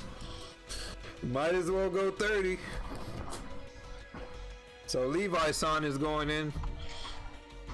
Heavy start Blackwings.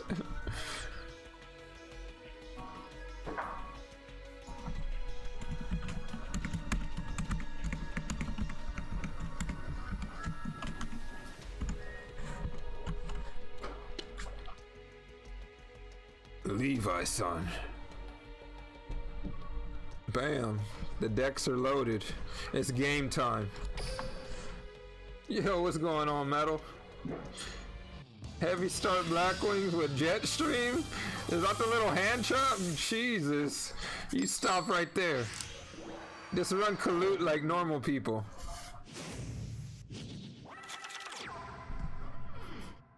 Duel. He brought it on clear. Oh no. That is wild.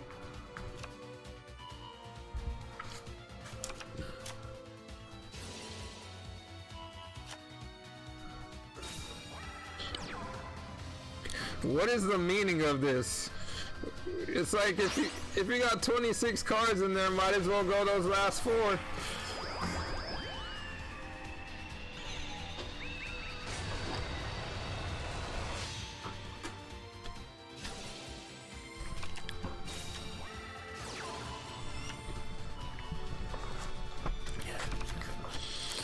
So as the card curry player, he just kind of chilling here. He's gonna fill up that board with some nice healthy card curries, but he really has to be very careful about how he goes about this Christian matchup. He's got to really not fall victim to the heavier results of getting Amatrixed. So Musashi. So looking like a healthy board already. You got the follow-up. He has the Gamma Oil. He will have the Burrito plus the extra draw. So somehow making the most of card curries before the inevitable nerf. What are you talking about? Card curries are balanced. The most balanced deck in Duel Links.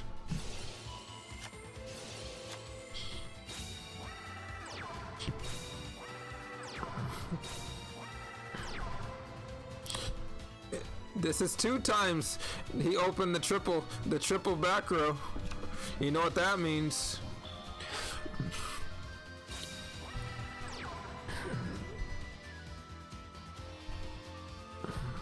Konami will beat him because DM can't.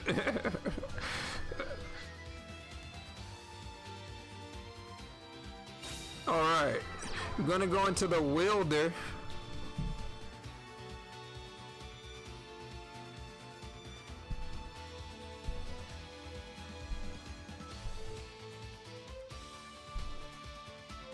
Card Curry is one of my favorite decks this game has ever had. I know, right? And then once they added Cash in and Kanam's in, it just got out of hand.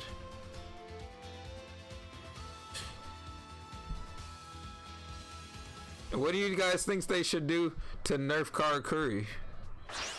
Do you think it's definitely, you know, we definitely all know that Nanishi to 2 wasn't the hit. Definitely could have been a merchant, but I mean, we already seen what happened to Dark Magician when you nerf her out and it's still toxic. So maybe it needs something more to be hit. Maybe these all index, we don't want them to have access to Cosmic Cyclone. Cause it really, all the nonsense starts happening once they clear the back row. So yeah, Nanishi to 3 would basically make you choose between your ratios of Nanishi and Cosmic Cyclone. But I mean, I've seen people run 2 Nanishi, 1 Nanishi, even when in the current game right now. I've seen 1 to 2 Nanishi normally, but I always see 2 to 3 Cosmic Cyclones. Kara doesn't need a nerf. That's facts. I told you the deck is completely balanced. If anything, they should unlimit. They should definitely give them back the True Nade because they need some help.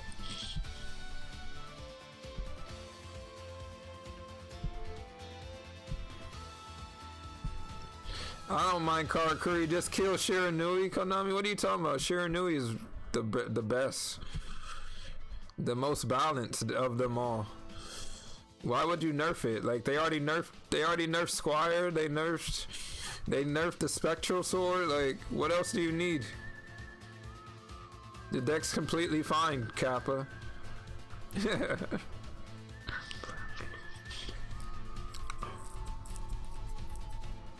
Balance does not mean fun unless you're Luke Tyler. Facts. So he is gonna pop the Umi. The waters are now in the graveyard.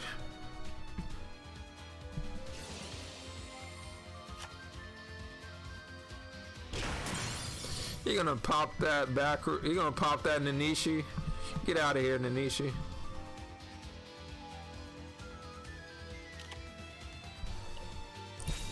Balance is fun for the whole family. It's rated E for everyone. Your family is weird. Oh my god. Are we making fun of each other's family? Are we family shaming now? Chat, get it together. It's a so he's gonna draw off the Veredo, but then he's gonna have access to another level 7 synchro. I'm just sick and tired of Sun Saga set 3 pass.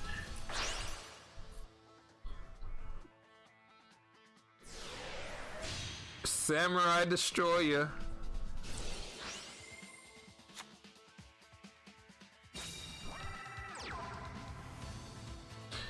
Wham bam shablam. Brianna, go to the graveyard. Bam, no effect. Boom shakalaka. Can somebody get Andy Sane to pass the controller? He won't give up the sticks. He's hogging the sticks. Levi son. I'm gonna trigger that this and it's game time. It's like, you think you can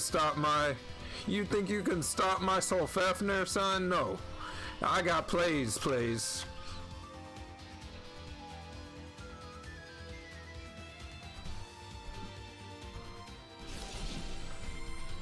Alright, he's gonna try this Soul Fafnir thing one more time. Tossing the tortoise.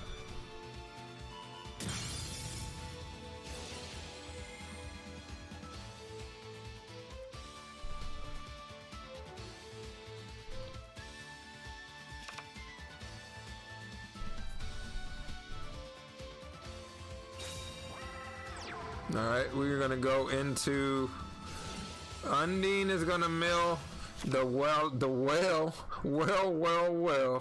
You're gonna add a Genex controller to his hand.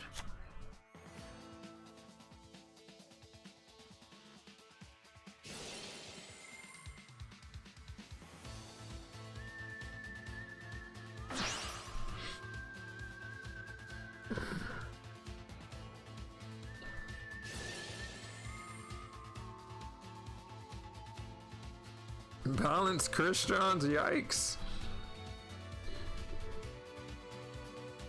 Do you even have enough traps at your disposal to run that? What would be your 6 traps and what would be your 6 spells? Seems like the spells will be easier, right? You can go triple cosmic, triple lance, and whatever else you can fit in there. And then the traps, though. Half your traps are limited.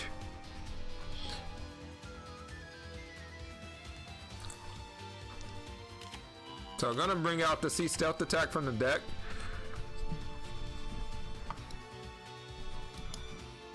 There's not been one Cosmic Cyclone activated this game. So I'm a bit 2 Impact, 2 Flood, 2 Needle.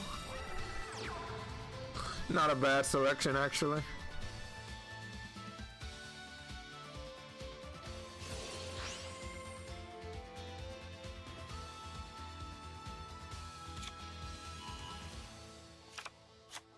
$30 cards, 2 Impact, triple Ballista with the double trap stun, yikes. 2 Fiendish.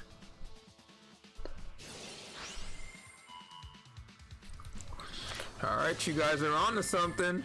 You got the blueprints. Throw it together, cook it up. Yeah. Okay, so he's got options with it. This Rion can do more than one trick. Oh, the Cash Shed. He said burn it down. Burn it down. Somehow I burned down water. But it just makes sense because it's Yu-Gi-Oh!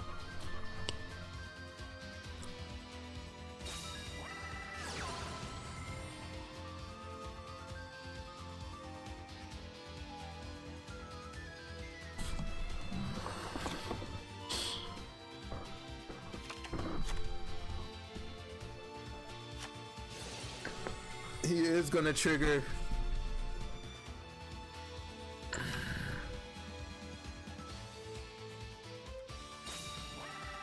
Oh, okay, Necro Valley. Yikes. And I think he already used one of his cosmics this game. Okay, no, he hasn't. So there's 3 options to get himself out of this. So that Rion, no, he let the, what?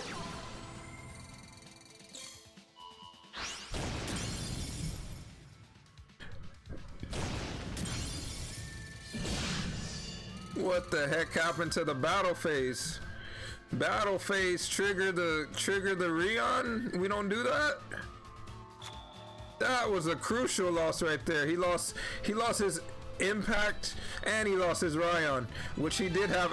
He had some plays with the Rion because he could have either went into the Inzektron if he had it, or he could have went into the Amatrix because he had the Tortoise in the banish pile. So I think that Necro Valley kind of knocked him off balance there. I'm sorry, Levi, it happens. That Necro Valley, you definitely don't want to see that as a Christian player. That just shuts down, that just puts the wrench in everything. But we can't let Andy just go on a rampage like he is going on right now. You got to stop it before it's too late, before it cannot be repaired. Knocked him off balance, Pog. The most unintended pun.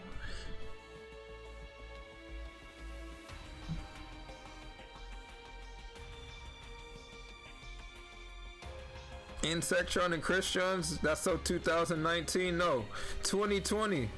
It's 2020, bro. Luke never gets knocked off balance. Yeah, y'all sleeping on Levi's son like he can't bounce back. Like he can't bounce back. There's still life breathing within him. He took his Sensu bean. He's back at the table, ready to go.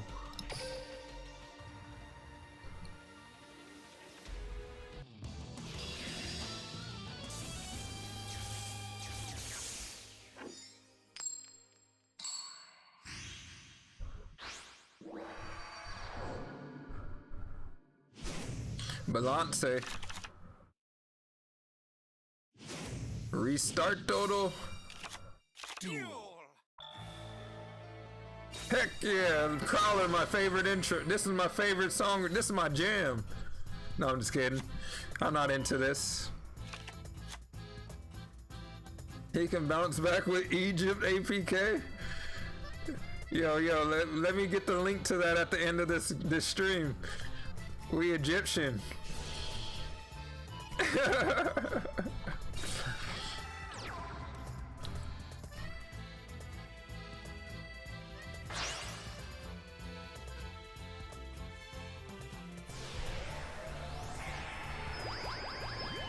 Oh, you just gonna synchro right now?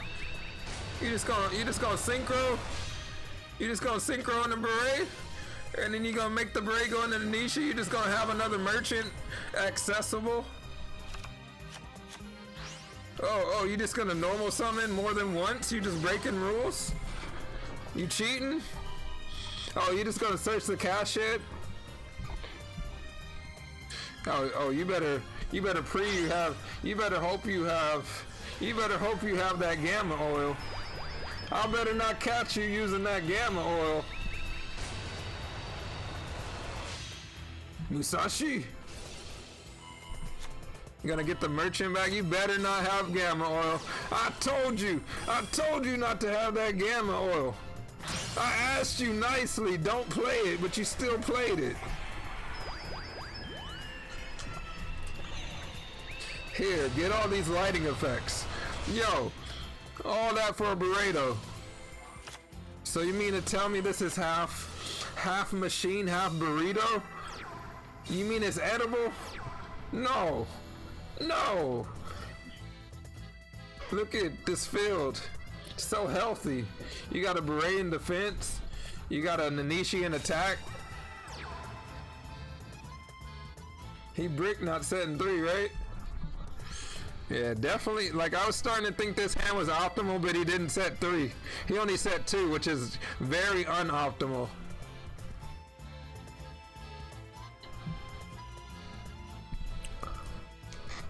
Double system down? Like, you gonna banish his banish file?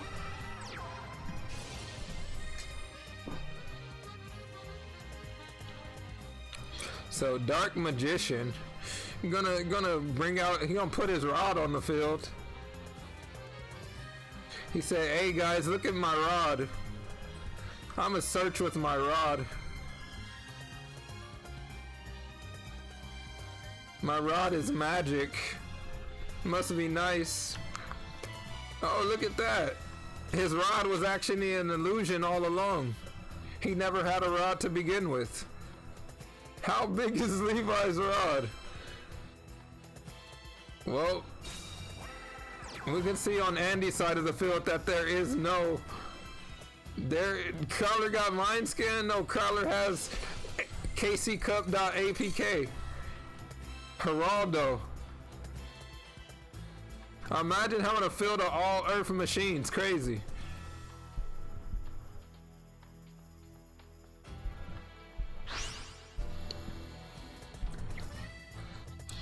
He finna Herald. Dark Magic Circle. He's got rods. He's got circles. No squares whatsoever. Cash shed. Shut up. Yo, Magic show's over. This is why Chris Angel got canceled.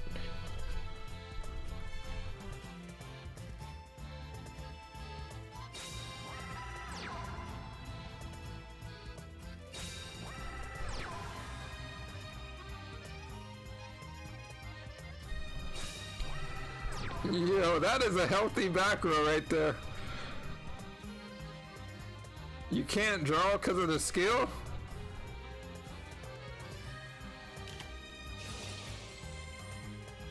Healthy or bricky? He thinking a lot to a DM player. Take your bets. Is that a navigation back there? No way. No way that's a navigation back there. Oh, Karma cut Dodo.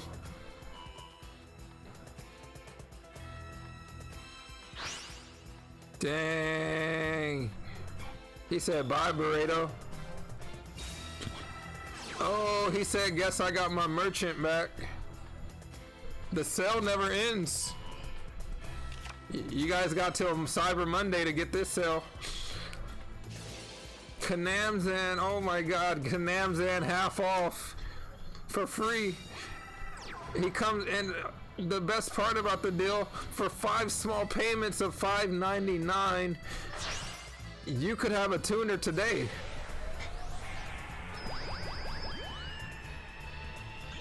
Was it Karma a little early? He didn't want him to draw.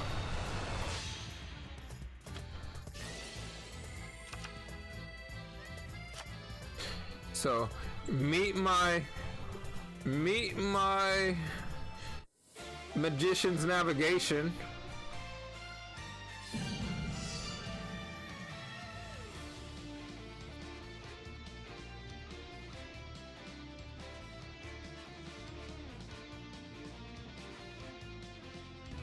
No, he got vanquished. No, Levi son.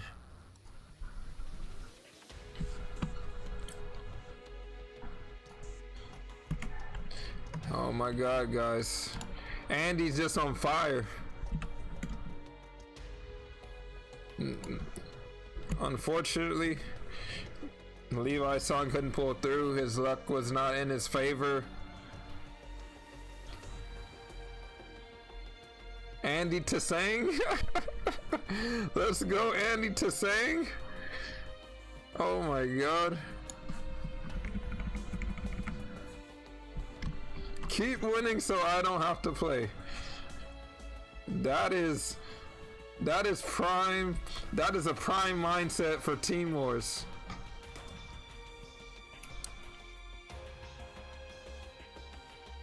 Keep winning so I can continue eating Thanksgiving leftovers. I love it.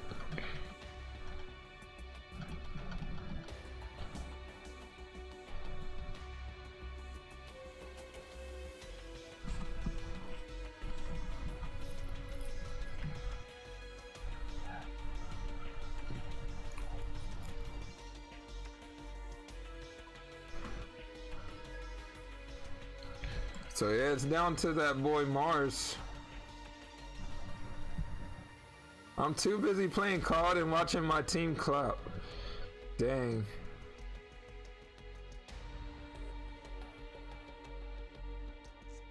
So Mars is in town. Red Rocks. Red Rocks.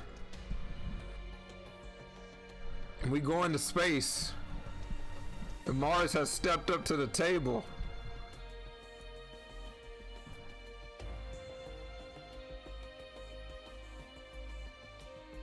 You guys don't sleep on the anchor.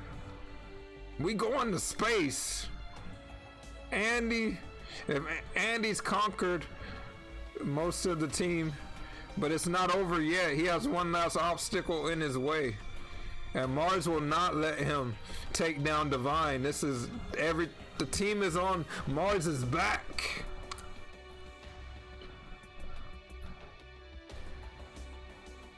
If there's any energy out there, lend your energy to Mars. Where are my Divine supporters at in the chat? Any Divine in the chat? Any deporters? Why are we deporting? Why are we deporting? You get to stay here. What do you? You said deport, I think? No. I said Divine.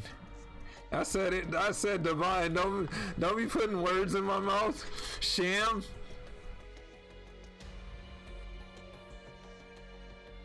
I said if there's any energy out there, you loan that energy to Mars. Nobody's getting deported. That's what I'm talking about. There's the support. Not deport. Support. Support. You know, like League of Legends, support ADC. Support. Support your teammates. Support the people you love.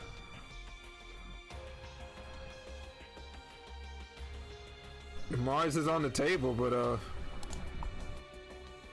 we're waiting to start. Let's get some decks for GIF. I need some fantasy points. Not in your wildest fantasies. You're not getting any points. GIF said he's taking vacation. He's on vacation right now.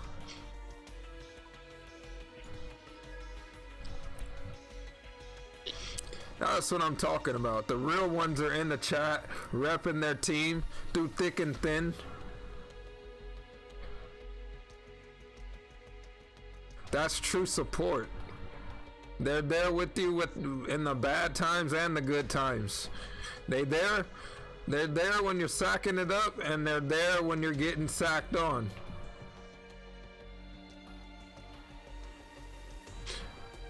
It's not a shadow. The game has begun. The final showdown is about to happen. What a showdown. Caitlin Kessler versus Yusei Fudo. That is so anime. Duel. No! This is my jam.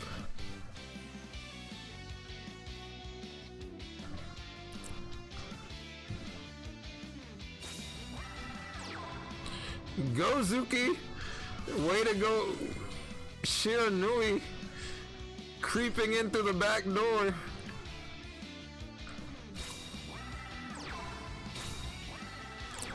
Set 12. Finally a Shiranui. Expect one isn't using Infernities. Plot twist, they're both using Infernity.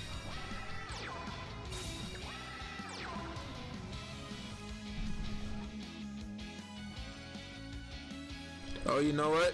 I have the names mixed up. Andy's actually on the bottom, so I'm gonna swap the names here.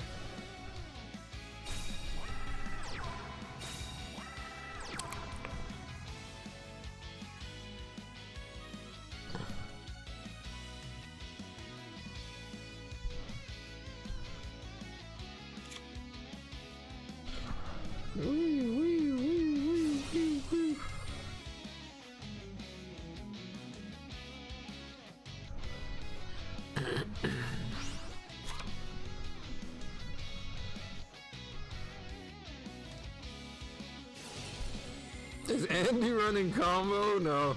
I had the names mixed up.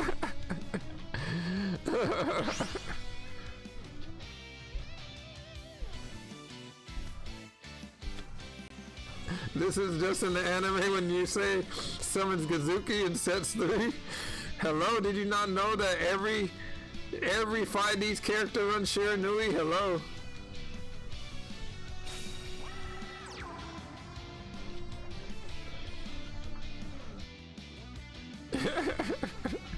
Dyslexic, oh my god, what a name. Gonna bring out that fiendish Chahane.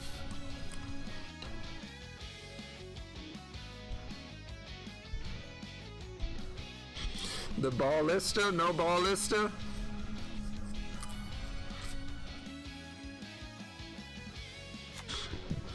So we know he has a Ballista.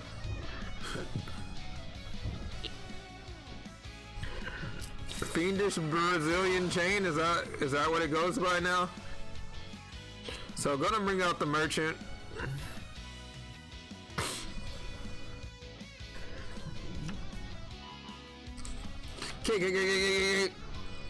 Gonna bring out the Kanamzan. He's gonna bring it out. He's gonna attempt to bring out the Kanamzan.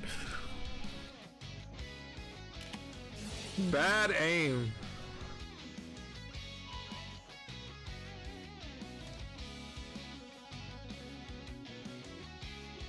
Even better. Pow! Dang, Kanamzan was like, you know what? I'm gonna stay here. I'm not coming out now. Kanamzan knows better. He's all peeking out the hand. He's like, oh, is it safe to? Oh, heck no, I ain't coming out. Bad aim. People shooting. People shooting. I'm not coming out into this.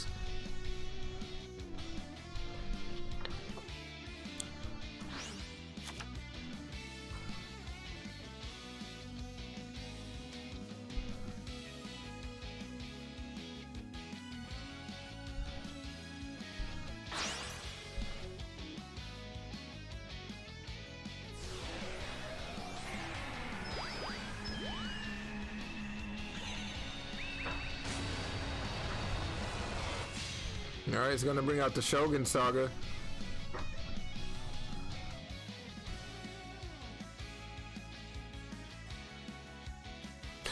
So I don't think he triggered the effect at all. Yep, he did not trigger the effect.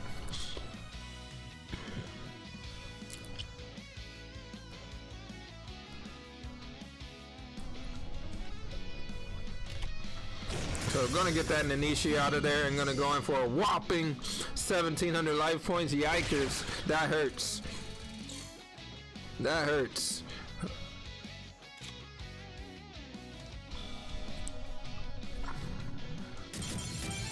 Yo, Mars is gonna take it.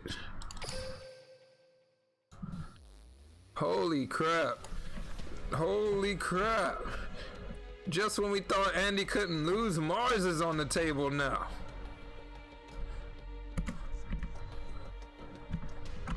Way to go, Mars. Mars the Potato Slayer? This is definitely the season to slay some potatoes.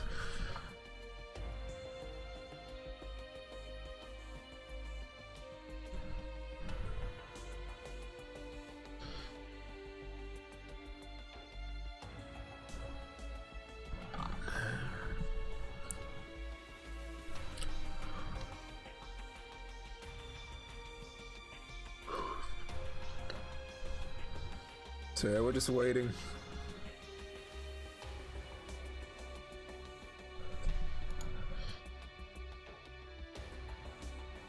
Maybe Mars entered 4 games later? Maybe. So we're just waiting for them to get past some things right now. Oh yeah, I gotta take a life off Andy. Alright, they're going back in. So it should be still the same alignment where Andy's on the bottom and then Mars is on top. So Andy finally switching to a different deck. Duel.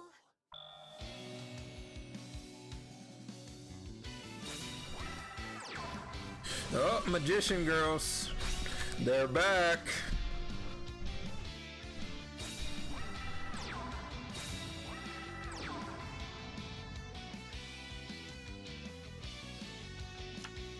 So now in this matchup, when you're dealing with, as a Shiranui player, now that invoke player is like, your graveyard is my graveyard.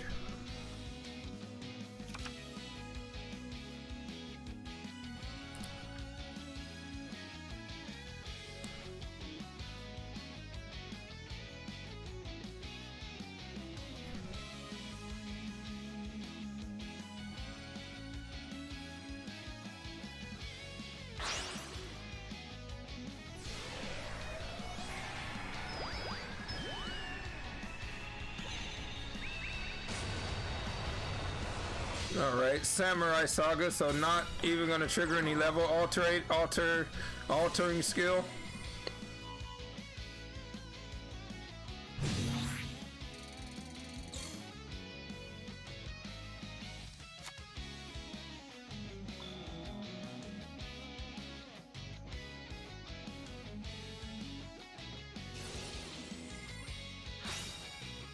Gonna toss the berry.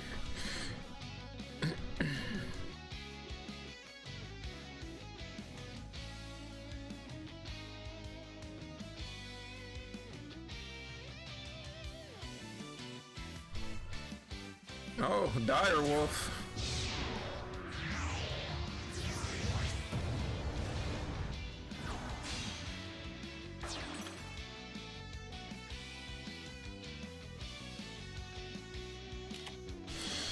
The floodgate. That's gonna slow some things down. The thing about it too is that both the materials are attached.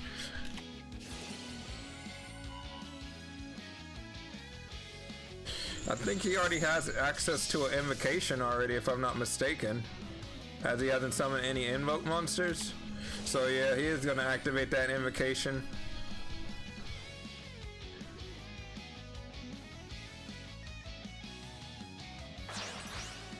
So he will deal with that spectral sword. So now he ain't got to worry about any of those little graveyard shenanigans and the follow-ups. And he's going to have that invocation cycling. So any graveyard shenanigans that are going to be set up in the following turns will be dealt with at least by multiple Purgatrios.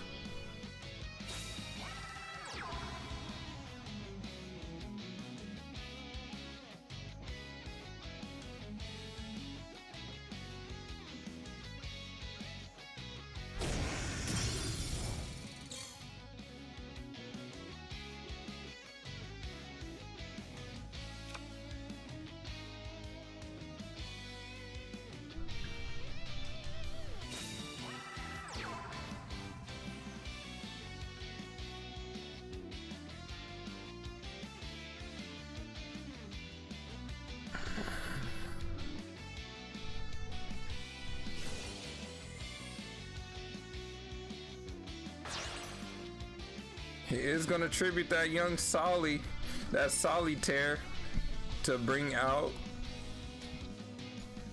What you bringing out? Probably another level 2.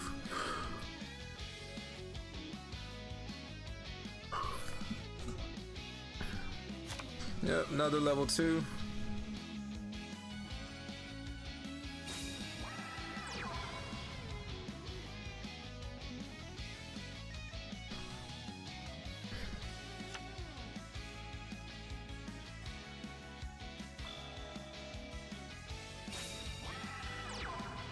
Alright, Alistair's gonna come back out again.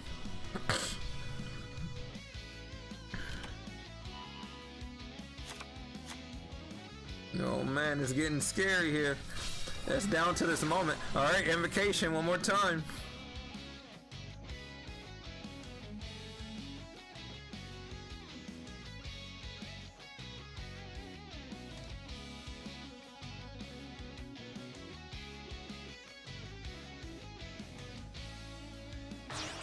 Oh, whoa. He said you can draw? He said you can draw? He said go ahead, draw your last pathetic card, but you're gonna discard it anyways.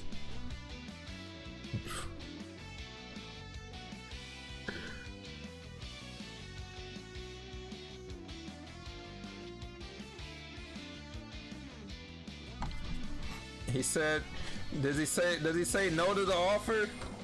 He said no, I will not draw a card and discard it. I will pass. Well, I offered. Now he's going in. We know it's a ballista, but does he have anything to stop the follow-up? Fiendish Chain, so one of them.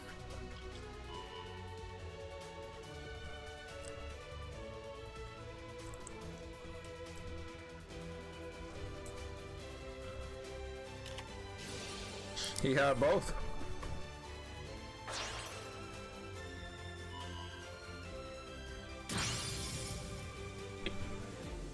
No, Andy's at the bottom.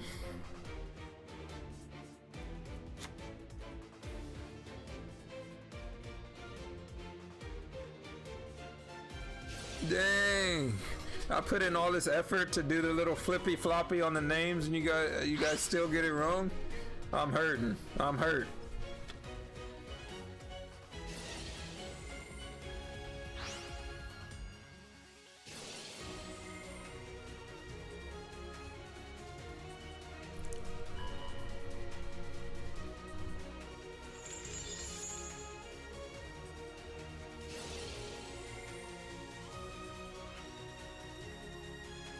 He's still sus for running Karakuri. I mean, you guys can't argue with those streaks. So, what I'm about to say, looking like a sunny sun, but nope, sun, no sun saga. What he's doing here is just giving that, attacking over that tuner is gonna end this game.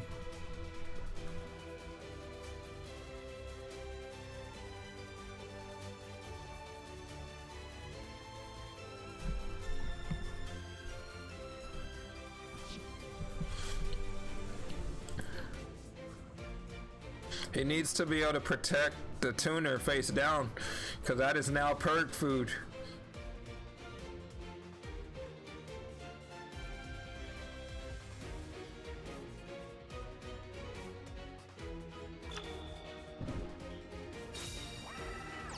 So yep, Alistair's gonna do his thing. Purgatrio kinda hungry.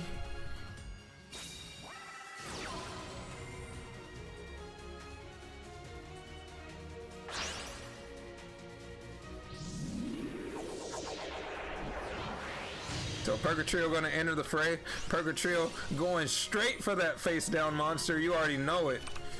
Does he have a hand trap to stop it?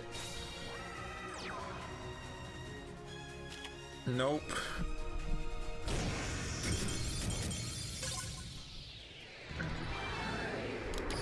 So looking like a nice little back and forth here. So now looking like a match point for Bricks here. Andy putting the team on his back, carrying them to the finish.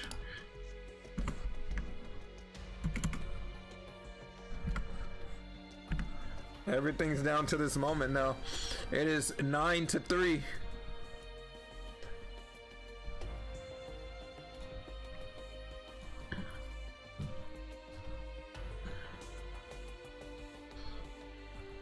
What an epic team battle. Andy is the immovable fortress. Nobody can move him off the table. And Mars has come the closest out of everybody so far.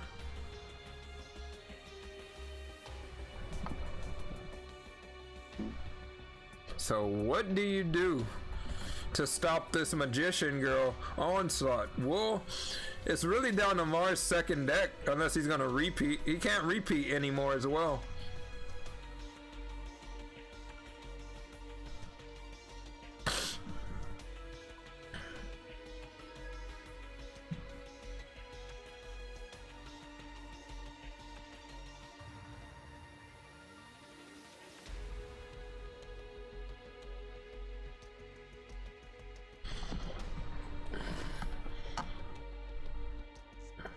All right, Mars is back on the table.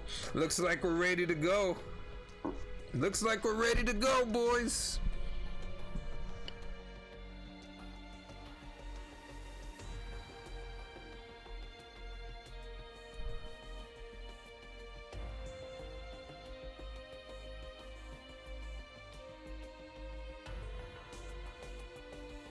Who needs gift when Andy can take it home? Yeah, if you guys don't have Andy on your fantasy league, what is you doing? What is you doing, baby? What is you doing?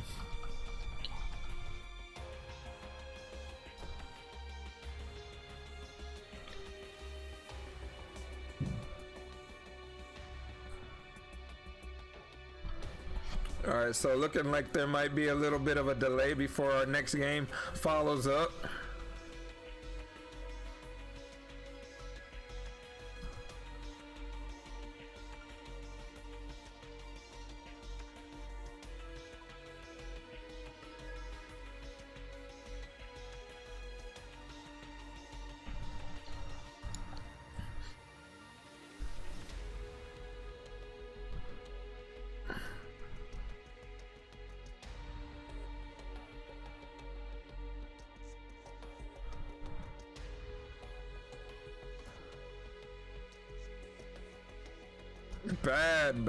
Bad on you guys. Shame on you for forgetting your screenshots.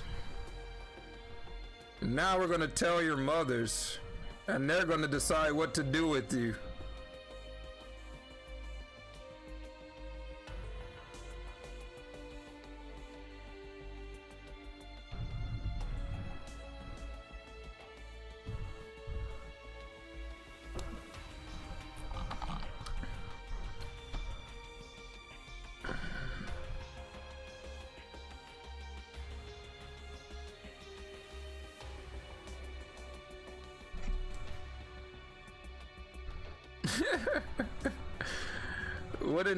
What a cool looking potato.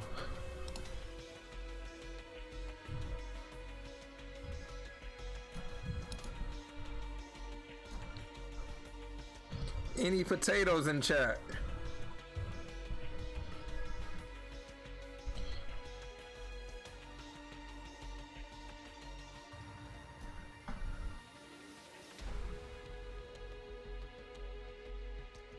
You're not used to screenshots? Me neither. And I see how you guys have to do it after the end of every game, so yeah, it's kind of rough. Yeah, if you guys don't know what's going on, pretty much, you guys know with cheating and the like, that there was a player who came out after the KC Cup who released like a video on him like cheating.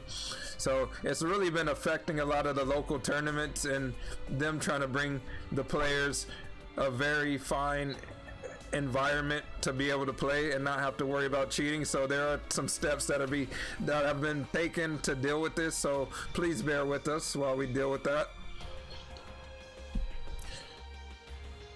But yeah, all it really takes is Konami to have, what is it, like I know Riot on Valorant, they have this app called Vanguard where when you load up your game it prevents you from doing third party software that would be related to cheating.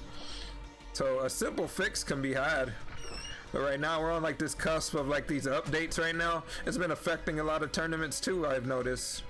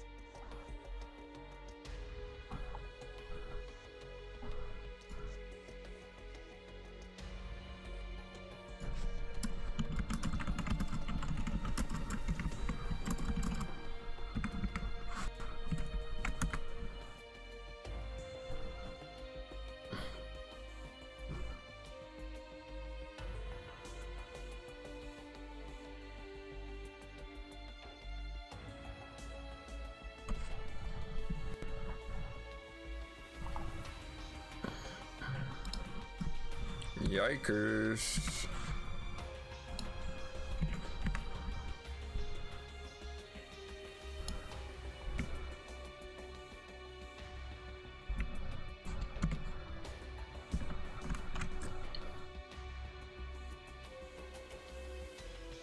So, as a result of the last game and players failing to send in screenshots proving, you know, keeping that whole environment of safe gameplay, looks like there's going to be a game losses issued, making it 9-4.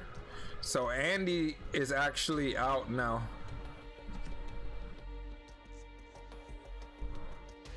Is what I'm seeing here. And Mars is on his last deck as it was.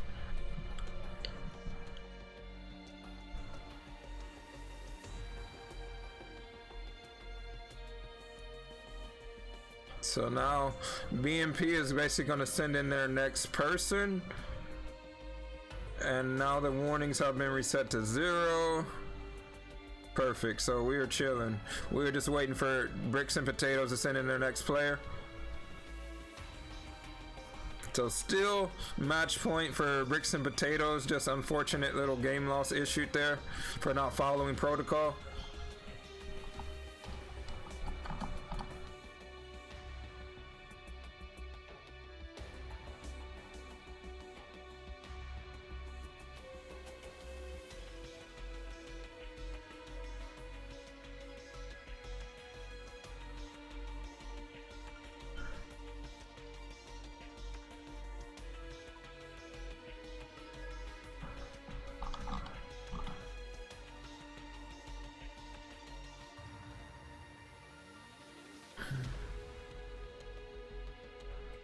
So Andy both won and lost.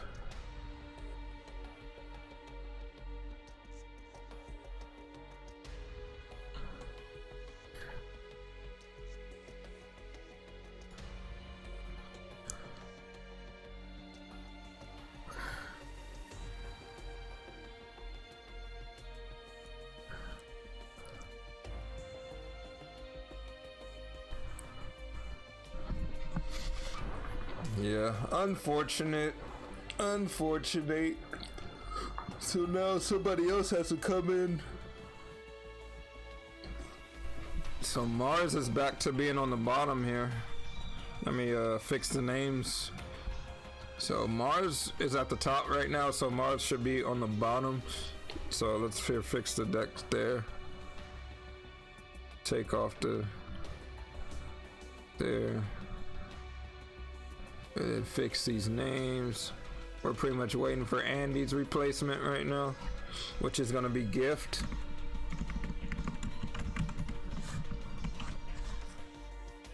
All right, we're ready to go. Reload lives.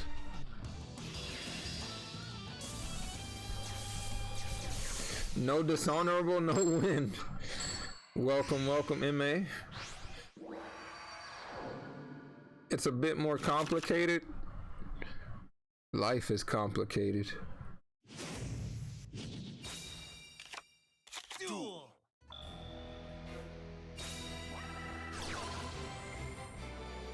Superion BNP without Timmy play? I'm so confused.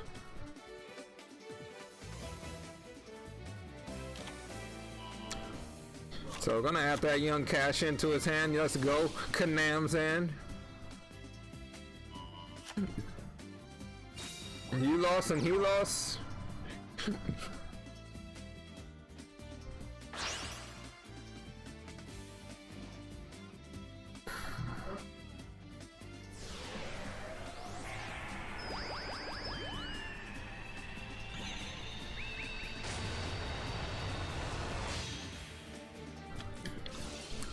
Alright, Beret gonna bring out Nanishi having the...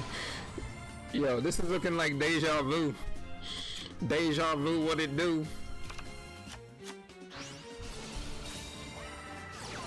In a Yashichi.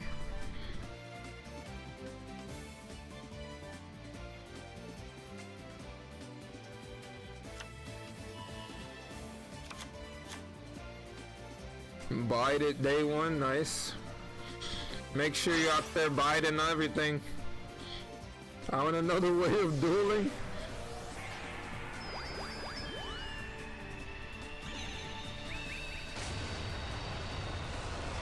Alright, he's gonna bring out Musashi, which means you know what time it is. Those joints looking kinda ratchet. Looking like you gotta oil them down. Getting all oily. You know what time it is. Half machine, half burrito, burrito.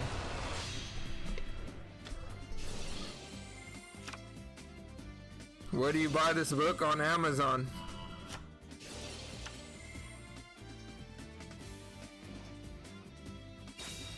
The deep web.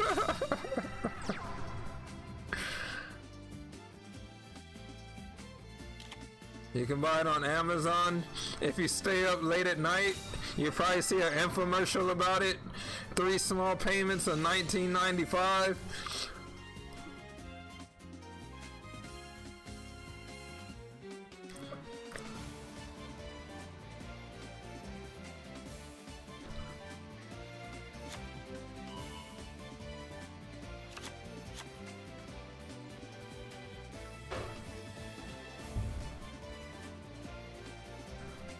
He's got to take his time. Think about this. I mean, you got 3 car crew just waiting to go in on you.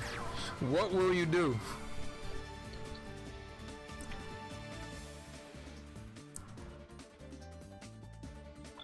So not gonna be drawn because of the skill.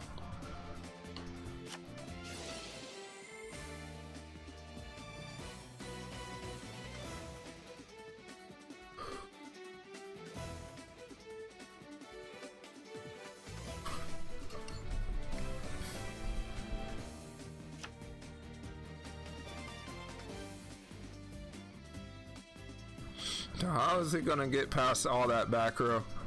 There's always like that small fear of like a wad possibly. But it's really getting around this magician girl. Needle one time, let's not be speaking things into existence. We don't want it to be a needle now.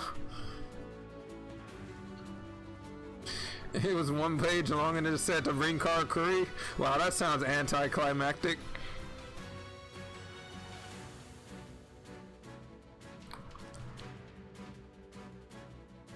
Yo, this music is so epic.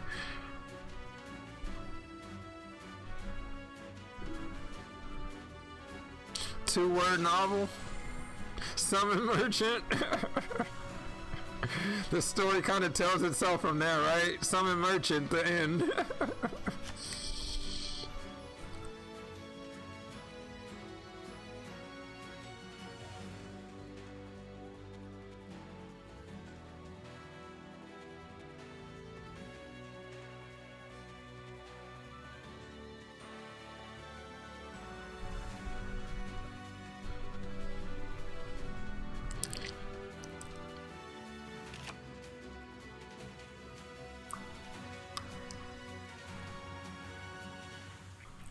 You finally realize that Merchant is a good card.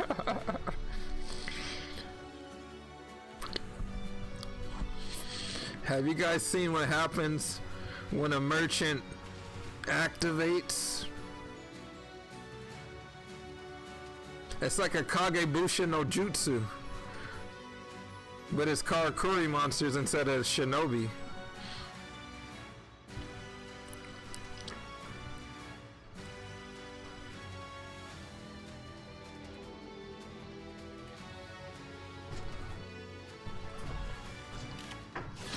So he is gonna ballista here.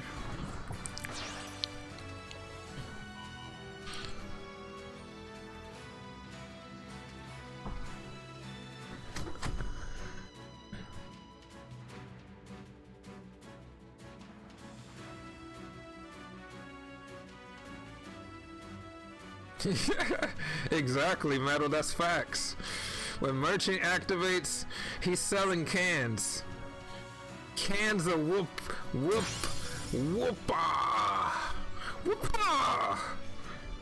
for everybody. Any cans in the chat?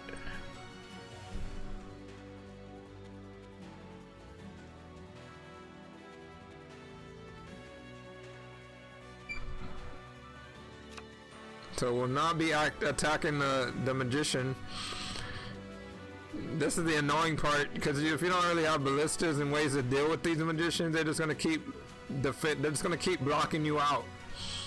Unless you want to get your monsters cut in half.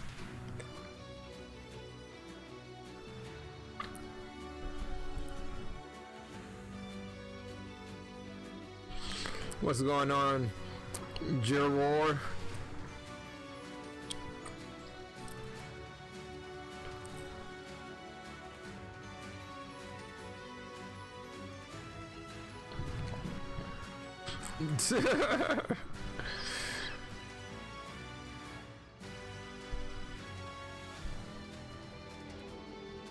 Yeah, Victor Lee's been getting it bad lately, but I mean, you gotta see his matchups.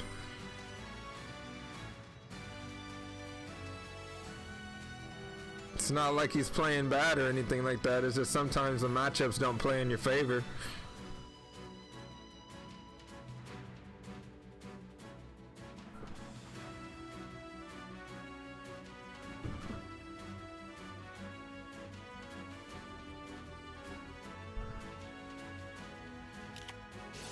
Alright, it's cash in.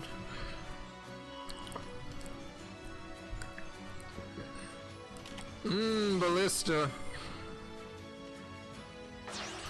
Yikes. He just killed 2 birds with 1 stone. Or should I say 2 birds, 1 monster. He just threw the Alistair at his beret. Sometimes sure open Squire set 3, but only when your opponent runs it. Yeah, now you're understanding, Yu-Gi-Oh!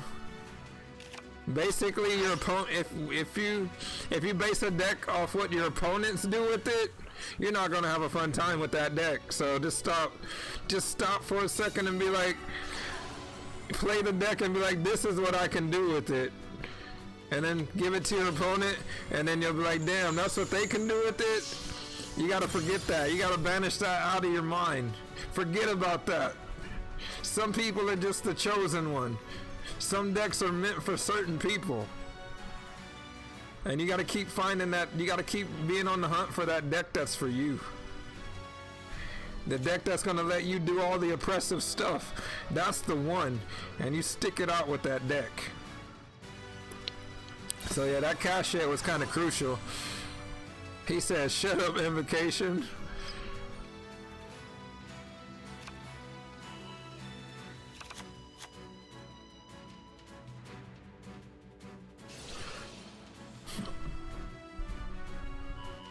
You highly doubt what I just said?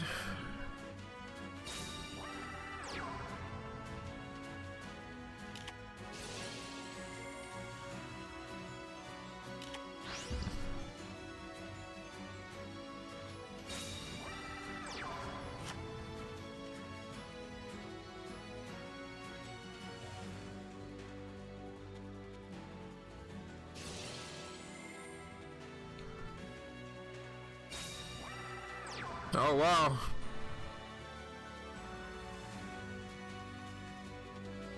So many chosen ones though, I feel you.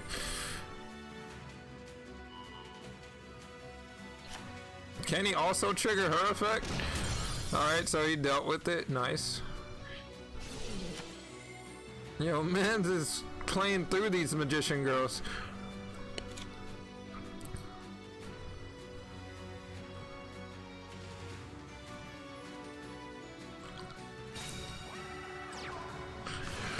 I'm gonna bring out that young Barry.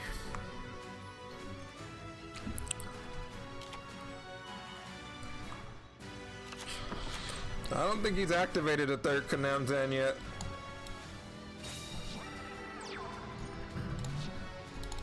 I think maybe that was another one that was flip face down.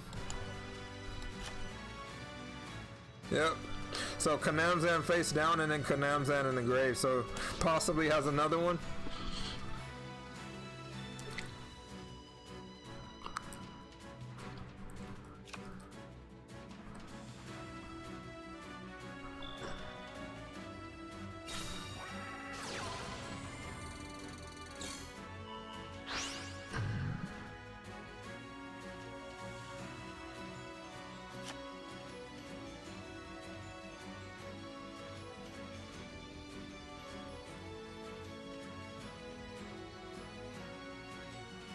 Alright, he's gonna attack into the little Barry. Little Barry.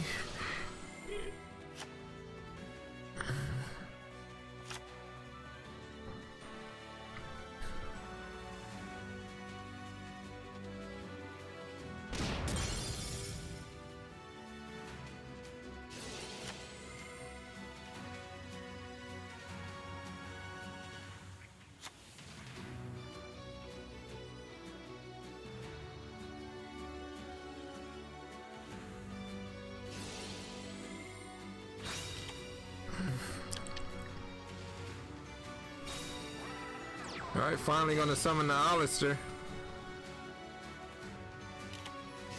Karma cut.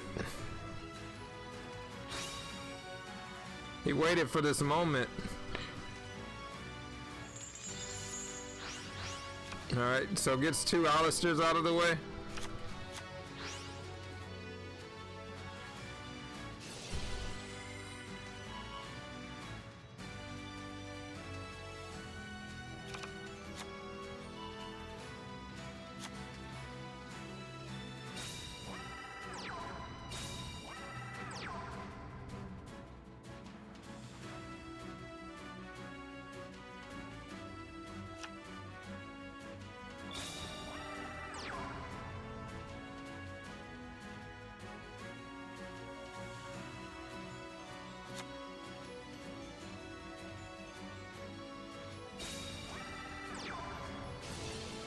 Oh no, here we go again.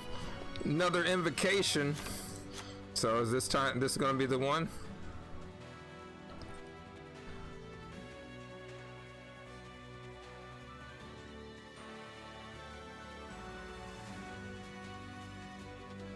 Direwolf coming out.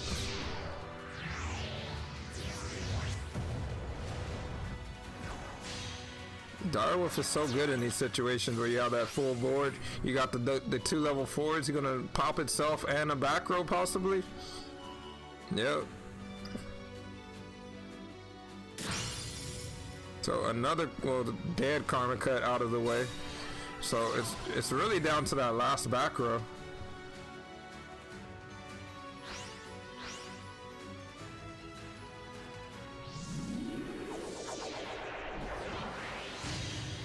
Invoke Casaitus.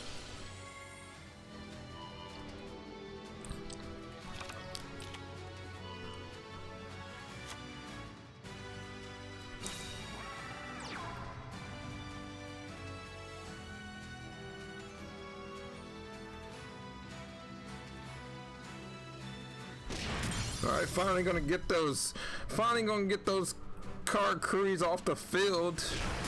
Clearing the way. Got the Casaitus. Wonder what that back row is.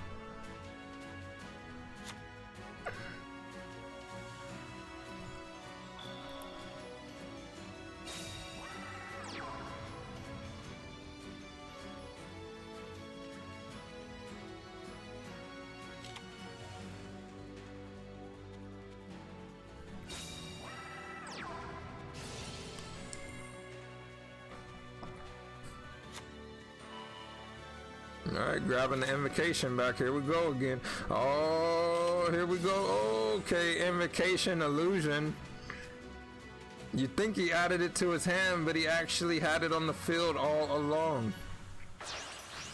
Magalanica, Fanica, Banica, Tanama, the biggest one.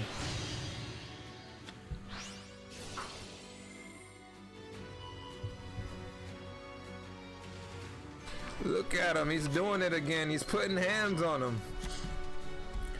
Magalanica about to go in. Casaitus to the face down. Magalanica directly.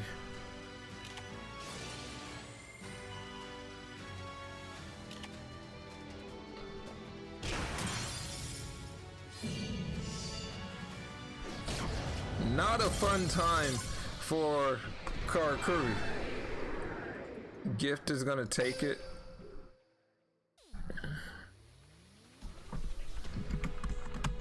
Game, set, and match. Machodo point. Bricks and potatoes. What a game. Yeah, it was just rough. Did he actually not summon Purgatrio? Yeah. I mean, you could... Purgatrio wasn't guaranteed because he's probably worried about the back row. But I mean, you got... Magalanica is just as good against Karakuri because A, they can't get over it. It's got really high stats, so like you summon that and it's like putting out another Casaitus, except it can be targeted, but you avoid the Fiendish Chains too. So Magalanica is a great choice to summon a monster against Karakuri. Alistair is perfectly balanced in Duel Links as all things should be. What a game. Congratulations to Bricks and Potatoes.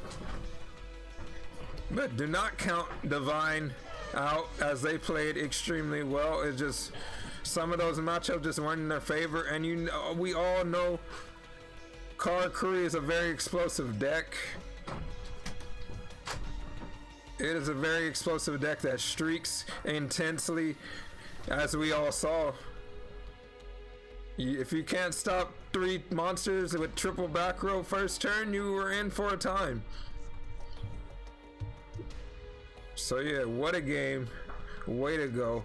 Now, Hezi, is there any other games going on right now?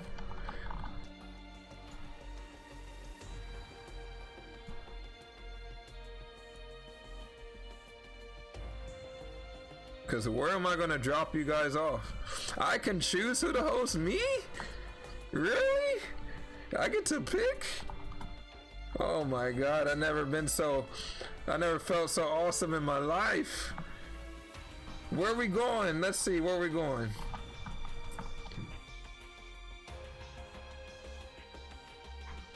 Let's go to Stephen Freshy. That guy's host DLE. There is a pop-up tournament going. Alright, I don't pick. I'm not gonna pick. I'm gonna let chat pick. If that's the case. We got DLE, we got Stephen Freshy, we got Venus Kalen, we got Zero TG for my Spanish people. Yo, Sniffus. You know I'm here. If you guys need a caster, I'm here for you. I cast games. I do that. I hope you guys enjoyed my casting. Hope you guys have fun with me. Now, I'm a ghost caster? Oh no. I'm actually a 5,000-year-old ghost from Egypt. Alright, go DLE. It seems like the only person. My count looking good. Hey. Next time you see me, I'll be a Wraith caster. I'll be even more dead than I was this chat. Let's go, boy. So yeah, thank you all for coming out. Thank you for the awesome gameplay. Let's get. I'm ready, Duel Links. I'm ready, Hezi. So thank you all for coming out. If you guys want to see more from me as a caster, you definitely want to hit up Duel Links Lounge.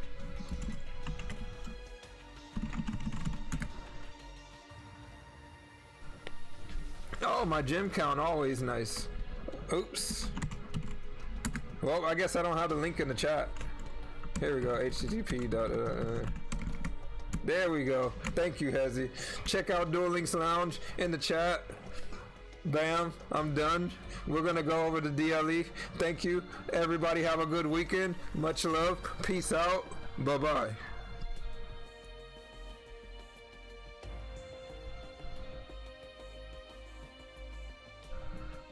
Where's my trailer? There we go.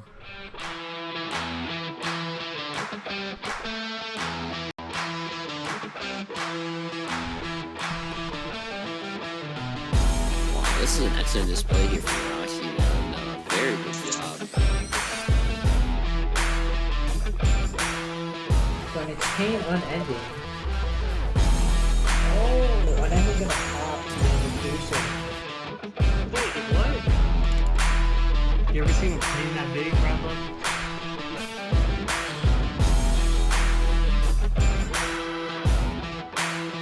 Arcanine Magician. Okay, I haven't seen this one in a while. I love baguettes.